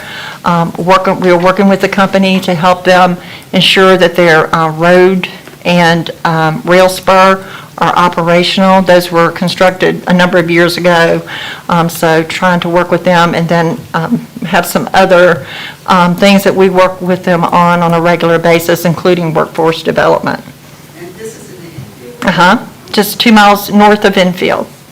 It used to be Plaza number 2. So what will they be manufacturing? They're a lumber manufacturer, and they are an Austrian company, and they purchased the assets from Klossner Lumber, which were purchased in a bankruptcy, by Klossner. And they are a great company to work with, very well-funded. They've invested about $40 million in additional funds in this facility to bring it up to speed and hopefully get open next year. But those are great questions, and that's why I wanted to take just a little bit of time and go through this. And I'm sure you're all familiar with the West Point Stevens mills that were here in the, I guess, for the last 50 years. There have been J.P. Stevens, West Point Stevens, or other, companies in between. But when that company closed and the last jobs left in early 2000, the property was purchased by a private individual. He tore down some of the buildings for the wood and the brick and sold it up north for people who were renovating houses, got a lot of good money from that. But it really just sat there for a number of years without any interest in further development. So the County Economic Development Commission, with the support of the county, we became more or less the facilitator to try to see if we could get this property turned around. It is a contaminated site. We needed support from the state and others to fund environmental studies. The Upper Coastal Plains Council of Government Brownfields program, they got funding from EPA to help do some of these assessments. We spent a little over $140,000 on assessments in the last 7 years. But I'm pleased to report that there is a draft brownfields agreement in place now for this facility. It's been a long process, just almost 7 years, and we do have interest in this facility by a private company that I'll be talking with you about in closed session. We have a Fairfield by Marriott that we met with the hotel developers and their contractor last week. They're anxious to get started and likely to have their groundbreaking next month. Reesers, if you go by Reesers, you see that they're always growing in our community, and they're a tremendous company and enjoy working with them, and we're trying to help them in some other areas as well right now. Weldon Mills is another company that is just growing by leaps and bounds, and while they have a certain tourism component, they are now manufacturing, a good manufacturer, and looking at growing their facility in Weldon. And then PCB, Halifax County conveyed the Halifax Industrial Building to PCB recently. Dave Hoare, who's the president and has been engaged with this company for many years, is now semi-retired, but his last action is going to be to expand this facility. So we'll be working in the coming months on a program that we're working with them on to expand this facility. Still a lot of good commercial activity in and around not just Roanoke Rapids, but also in other areas of the county. We're working with Golden Shovel, which is a nationally recognized marketing company, to do a community marketing and asset marketing video that will be used primarily for site selection consultants and also for people to understand economic development in our community and all of the many assets we have. And we have people like Marshall Cherry with Roanoke Electric, who's a tremendous partner, and love working with him and his team. And last week, we had Representative Ray brought Senator Hainig to Halifax County and asked me at the last minute to do an economic overview, so I did that and enjoyed meeting with him. And you have the report. We have robust client activity, a lot of revisits and things of that nature. I've got some projects to talk with you about in closed session. And there's a couple of initiatives that I want to just bring to your attention that we'll need your help with in the future. And I've really talked with this at the management team level to try to get our team together to figure out our strategy. But North Carolina is going to be investing millions and millions of dollars in electric vehicle infrastructure along I-95. And if you look at the map, don't write this, Lance, please don't. Don't tell our competition what we want to do. But I do want to tell y'all that if you look at the map of this study that the state released, they show electric vehicle infrastructure at Rocky Mount. So I was talking to Dia and the team and Lori Medlin, who's our tourism person, and I said, we're not going to let this happen. We're the best stop on I-95. We're going to make sure we get this facility. So I did contact the state.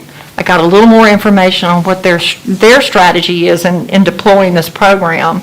And so we've got, early next year, we got to have our strategy in place to try to sell why we're a better location. And I think we are. And I think there's opportunities for public-private partnership that could help us in reaching that goal. But if you look at, I like to compare because I think people don't understand how much of a stop we are on I-95. But if you look at some of this, and it's hard to see, and it's hard for me to see, some of our restaurants, our Walmart has 1.8 million visits in the last quarter. And you compare that to 1.6 million in Rocky Mount. So we're a smaller population. We have a lot more visits because we have so many people coming off I-95. And the same with our Sheets, where everybody stops to buy gas. Don't tell Scott, amen, I said that. But Starbucks, our Starbucks outperforms. But these are just some indicators of high traffic areas where our foot traffic is much greater than theirs. So why would you put something somewhere that the people aren't using it as much? So this kind of builds that case. So we got to refine this strategy, and we'll all work together and be presenting to you what we'd like to see happen. Just a couple more things. The Rural Partners Network, I'm sure in your orientation you learned all about that. I see this as a wonderful opportunity for Halifax County and our municipalities to really try to get some access to capacity, and our tribe as well, and some funding to help us get some projects off the ground. The passenger rail station, the process that was canceled during COVID that would have rated our rail project to receive funding by NCDOT starts again next month, and so we're going to be working hard to make sure this project is rated highly and it gets full funding in the state transportation improvement program, because this is really needed, not just from a logistic perspective, but what it can do for our county. It's really important. And we're working on, looking at getting sewer to exit 154.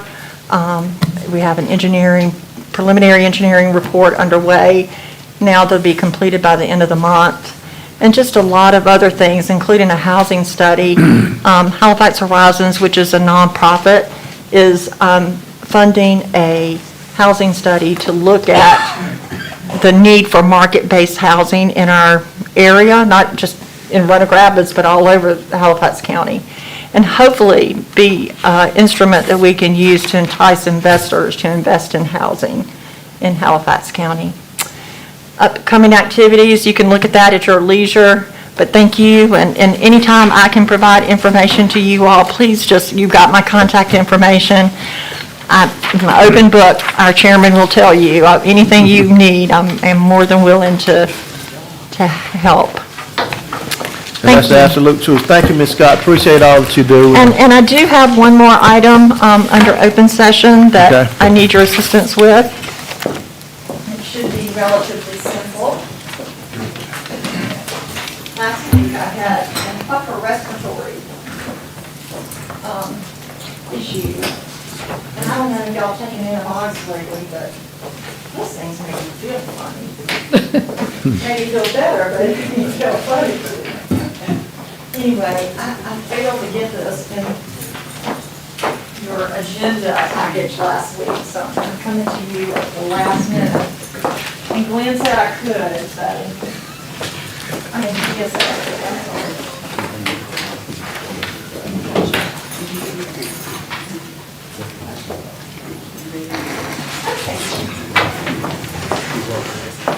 So I'm going to give a little bit of a history lesson on this, too. So in June 2021, Golden Leaf Foundation, which is a private foundation with lots of money, approved a $350,000 grant for Halifax County to assist with demolition of the Rova site, which is the former Cogen site, to support the location of Roseburg. And so as that was before the announcement of the company, an effort to try to, help support the location of it here instead of Virginia.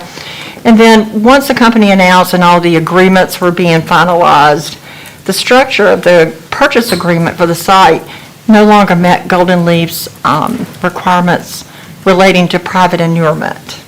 So we had to regroup. But Golden Leaf says, hey, we want you to still have this money. So if you've got another project that you have to spend funding on, let us know what it is, and we'll give you the money to offset what you'd spend there, but we can't do it for this project. And if you'll recall, Board of Commissioners, you all replaced that $350,000 with the understanding that this $350,000 was coming from somewhere else, okay, for another project. Have I said that right so far, Glenn? Yeah, pretty much. We actually ended up, the structure of the transaction with involving Roseburg ended up that the county was not going to be acquiring the property. It was going to be private ownership. So Golden Leaf grant couldn't be used for that. Golden Leaf said, let us know if you've got another project you can use this grant money for, and that's what we're about to tell you about. Right. To do with the community college. So then the county management team had been working with the college to they had identified a problem with their water pressure and their ability, they can't grow because they don't have the water capacity. So it's called the Water Loop Project.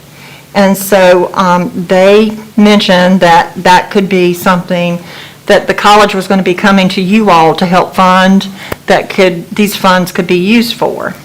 So since that time, that project has materialized. There is a budget. It was $1,949,384, and they got funding from the legislature, the college did, for a portion of that, but they ended up being able to get the whole thing funded from the legislature. However, the cost estimates were done back in 2020, so they added, the total project increased to $2,299,384. So that is $350,000 difference as far as what the college has and what they need to complete the project. So the college, just to give you an update on where the college is, they have an engineer that they'll be contracting with. The schedule is here. They're going to complete their design. They're going to bid the project next June, and then they plan to have it construction completed in May of 2024. So it is a real project now. And Vice Chairman Brewer, I guess y'all talk about this at the college board. Every month. Okay, good. So, You remember those days, don't you, Commissioner Wales? So to formalize all this, Golden Leaf has sent us a grant agreement, and they have modified it to be a displacement grant. And what that means is they're displacing funds that they previously approved with another grant to help the county. So I need your help today in approving and authorizing the execution of the grant agreement. And I have included in this package a copy of the agreement, which is going through the legal process now to make sure there's no issues. The total budget is included on the project budget form, which matches what you have in front of you. And then once you approve the grant agreement, I need your approval to request extension of the project, to extend the grant timeline to June 30th, 2024. That's item 2 at the bottom. So 1, approve the grant agreement for $350,000. And then number 2, approve an extension request to extend the timeline to June 30th, 2024. And I will add, even though this is Glenn's area, we have a contract review process that we put all contracts through. So this has already been put through the contract process, but it's pending your approval. Yeah, and it's been out there for a while. Yes. And then once everything is received and the project's ready to move forward, there'll be other agreements that'll be coming back to you, I'm sure, right, Glenn? Sub-grantee agreement. What we call a pass-through grant. The grant comes to the county, we pass that through to the project that the college has on this Waterwood project. And so there are all kinds of compliance that we have to see that's met. You're familiar with how we normally do with these Golden Leaf grants and other grants that we actually pass through. When we get ready to do the motion, we're going to need 2 separate motions, right? Yes, sir. I will move to approve the revised grantee acknowledgement and agreement as presented to us today. I'll second it, but I need a question. Okay, motion by Vice Chair Brewer, second by Commissioner Johnson.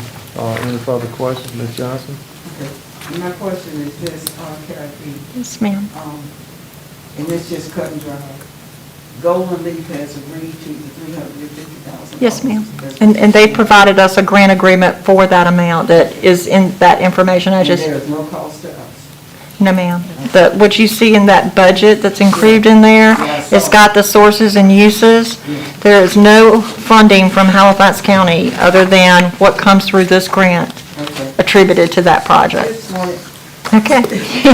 I understand. Great question. Yeah, great cut and dry question. Okay, anything else? If not, all those in favor say aye. Aye. All opposed?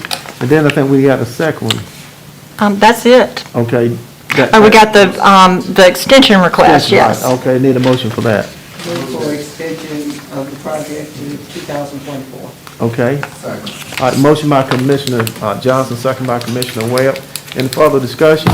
Could we, I may have missed it, Ms. Johnson, but I think specifically June 30th, 2024. Okay, June 30th, 2024. Okay, Ms. Johnson, you okay with that date? Okay, Commissioner Webb? Yes. All right, Madam Clerk, you got it, right? Yes, I do. All right, any further discussion? All those in favor by the sign aye.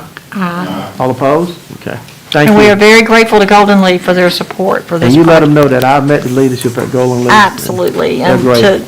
to provide this kind of opportunity for Yeah. us to supplant these funds is And- amazing. Yeah, flexibility. Yeah. Thank you. Okay, now we'll hear from the hardest working county manager I know. Ms. Dia Denton. Thank you. Good morning, Mr. Morning. Chairman and Commissioners. Welcome to our new commissioners. You've almost survived your first meeting.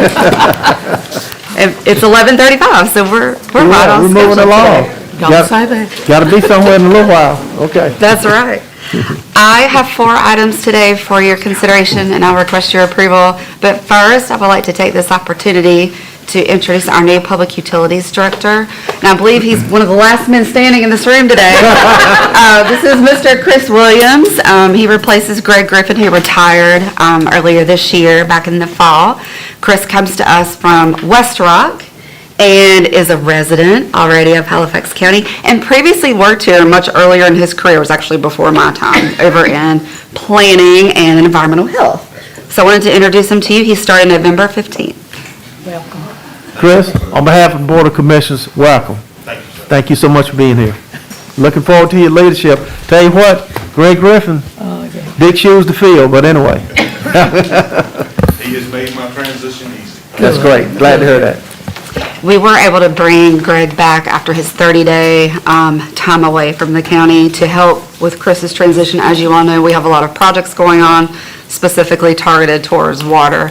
And so we're trying to make it as easy as possible to make a smooth transition. So I do have 4 items for your consideration today. All of them are listed in your agendas.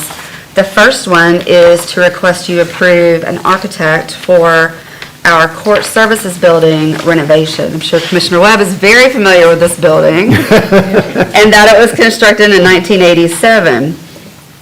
For those of you that don't know, it's a 3-story building. The first 2 floors are occupied. Second floor is primarily courtrooms, but the 3rd floor is unfinished and is basically an attic for storage.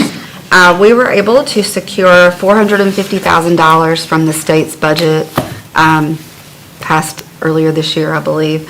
And what we would like to do is use that funding to get our plans renovated and updated and brought to code. There's new building codes that have come in to play recently in order to go out to bid. We anticipate more funding from the next state budget in order to complete the construction and the renovations. We had a set of plans from, I believe, 1999. And so what we have done was we've talked to all the tenants in the building, the DA's office, clerk's office, county offices, representatives from all of the judges to talk about what our space needs are because they've changed over 20 years. And so we've kind of written on our plans, and so we're ready to give these to an architect to update and bring up to code and prepare for bidding to get bid documents. So what we did was we issued a request for qualifications back on November 15th, and responses were due last week. I received 2. One was from Oakley Collier Architects, and the other was from Mosley Architects. The name Mosley may ring a bell to you. That's who we have worked with previously on our jail project. And so staff does recommend that you allow us to negotiate a contract with Mosley to complete this work, and they would serve as the architect for this project as moving forward. Right. Questions for me about that? Any questions of the county manager on that? Because we're going to need a motion for her to move forward unless you have some questions. And I'll add to that, that of course we will come back to you once we've negotiated that contract. As you know, the Mini Brooks process is we don't have a contract now. Right. We negotiate those terms and come back with the recommendations. Right. Okay. So we have $450,000, but we'll have the exact. That was approved and given to us by the General Assembly through Representative Ray. Yes, sir. Okay. All right. What is your pleasure? I move the architect selection for the court service building renovation be approved as explained by the county manager. Second motion. Okay, motion made by Vice Chair Brewer, second by Commissioner Smith. Any further questions or comments? If not, all in favor say aye. All opposed? Okay. All right, thank you for that. The next item is an additional goal for your HCIA legislative goals. We can talk about this in both of your orientations, Commissioner Webb and Commissioner Davis, that Halifax County Intergovernmental Association every year comes up with legislative goals to present to our legislative delegation as they prepare to go back into long session in January of '23. We have the previous goals. We talked about those at your orientations. There's one additional one during the pandemic and when we were under the governor's executive order for declaration of a state of emergency, we had the authority to meet virtually. And when that executive order expired, you no longer had that authority. But some of us got really spoiled by it. And it's very convenient to do that on winter nights when it gets dark at 5 o'clock and you have to drive a long way home and dodge deer and all kinds of different things going on. So you all did ask staff to come up with, this is very simple wording if you see it, just to submit to the legislative delegation. And it says, request legislation to authorize county boards of commissioners to meet virtually at their discretion. Just a very basic statement that we would include in your goals to present to the legislators in January. In the November meeting for the legislative goals, They have an item under general government, but it's not the same as this one that they're going to present. So this is still good. They're saying support legislation allowing counties flexibility in holding remote board meetings in order to conduct county business during locally declared emergencies. I don't That is know why different. that's That's even different, there. yeah. That is But, different. so ours is very different. Okay. I see the rationale. That one's going to the, that It one's is. already going to the legislature. Okay, so So we could. if the just do chairman our own. declared, then you could, Yeah, right. it's emergency. Interesting, okay. Okay, you've heard the information coming from our county manager in regards to the legislative goal virtual meetings. What is your pleasure? Motion by Commissioner Johnson. Is there a second? I'll second, Mr. Chairman. Second by Commissioner Smith. Any further discussion? All those in favor say aye. Aye. All opposed? Okay. Back on you, Ms. Denton. Thank you, and you'll see that in the final pamphlet to come out in January and we're hosting this meeting, right? We host the meeting in January. At the Ag Center? At the Ag Center, okay. The third item is, you heard Kathy mention the Rural Partners Network. We really didn't talk about this much during your orientations. It has been a very quickly put together program sponsored by the USDA. There's been a lot of hurrying up and jumping through hoops to include a memorandum of understanding that the USDA wanted to have executed with the networks that were chosen. And as you know, Halifax Northampton Community Network was chosen. We are the lead county at this point, so it fell on Halifax to approve this MOU.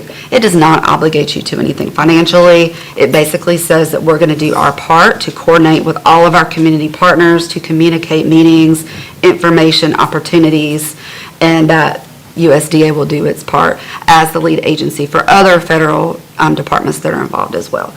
So in order to have this done before the deadline, I had to sign it. So my request is that you ratify my signature so that it's board approved. Wonderful, wonderful thing. Motion made by Commissioner Smith. Is there a second? Second. Second by Vice Chair Brewer. Any further discussion? All those in favor say aye. All opposed?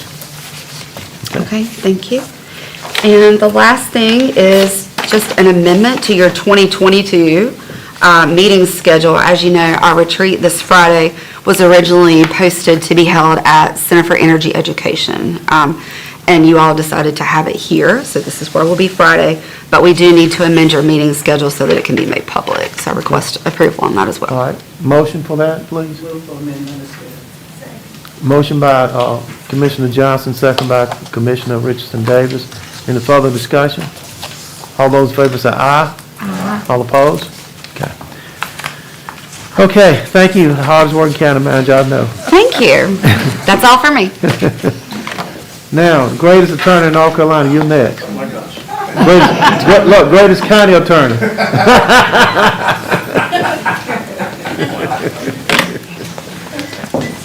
Good morning again. Morning. He must gonna be serious, he's at the mic today. I came to the microphone, I know. Everyone else does it, so why not? A couple of things in open session that I'd like to bring to your attention. One is answer to a question that Lance had already asked me, because he always corners me with the question of the day, and I'm going to let you know. Concerning our litigation with the city of Rock Rapids about local funding participation for the 911 center, we have scheduled a hearing date for Tuesday, January the 3rd, for our motions for summary judgment. Most of you may already know that, or I may have mentioned it to you, I'm not sure, but at least now formally let you all know that. I don't need to get any specifics about the legal positions and that kind of thing, you've heard all this before, so I won't do that, but certainly, that is the same day we have a commissioners meeting, by the way. We have requested that our motions be heard at 2 o'clock in the afternoon, and I believe Judge Foster will be able to accommodate that. At least we're hopeful for that. So just to let you know that. The other thing I wanted to mention to you in open session concerns our farm leases that we have on 2 of our economic development properties. The largest, of course, is the corporate park, and the other property is the what do we call it now? US 301 industrial site. The US 301 industrial site. I call it the Culpeper tract because we Yeah. bought it from Ms. Culpeper, just off Trestle Road. We've had those leased for the last 6 years now to Harris Family Farms, LLC. They've been our farm tenant there. They've been a very good tenant. They are asking us to renew that lease for another 3 years, actually at the same lease rate. And I can tell you, it's public record, I can tell you that on the corporate part, it's $135 per acre. On the Trestle Road property, the infield, the Highway 301 place, it's what, I'll never get it right. It's $130 per acre. This year, for example, the corporate park lease was, payment was $41,175, and for the Trestle Road tract, $13,520. Our recommendation is that we renew that lease. You certainly have the option to do what you did 6 years ago, and that is to put out a request for proposals from others, and we can go through that process. I can tell you, however, that the Ag Extension Office advises us that leases, farm leases per acre are actually a bit lower, and Harris Family is willing to pay the same lease rate, and it's our recommendation we stick with that. If I get the go-ahead to do that, we will have to publish a notice of our intention to renew that lease. It has to be in the paper 30 days before you take action, which means I actually wouldn't bring this back to you until January 17th to give us time for that notice to run. But I'll answer any questions about this, but I just actually want your nod to go ahead and pursue that unless you see otherwise. Okay, you've heard the information coming from our attorney. What is your pleasure? As long as no one says, no, I don't want to do that, I don't really need a motion now, because your formal action would be after we've advertised. I didn't want that advertised and assume something that wasn't You just want to nod from assumable. us? Yeah. Okay, is everyone okay? Everyone's nodding. Okay, all right. Perfect. I do have one matter for myself to discuss in closed session, and I have a matter with Kathy to talk to you about in closed session. We'll try to be as brief but informative as we can. Okay, so based on that, do we have any other business before we go into closed session? Okay, if not, can I so entertain a motion to go in closed session to discuss, I think, attorney-client privilege on one, and then the other is economic development? Or Yeah, one is attorney-client privilege, and the other, both. It's still a legal matter, but it's connected to an economic development project that's closed. All right, very good. Okay. Can I get a- And for Lance, for you, there won't be any action taken in open session, so you won't have, you can hang around, but you don't have to. Okay. Go to lunch. Thank you, Attorney Rollins, for pointing that out for our RSPN guy. By the way, did you see the Cowboys last night? Okay, all right, based on that, based on that, can I get a motion to go into closed session? So moved, Mr. Chairman. Motion made by Vice Chair Brewer, second by Commissioner Johnson. Any further discussion? All those in favor say aye. Aye. All opposed?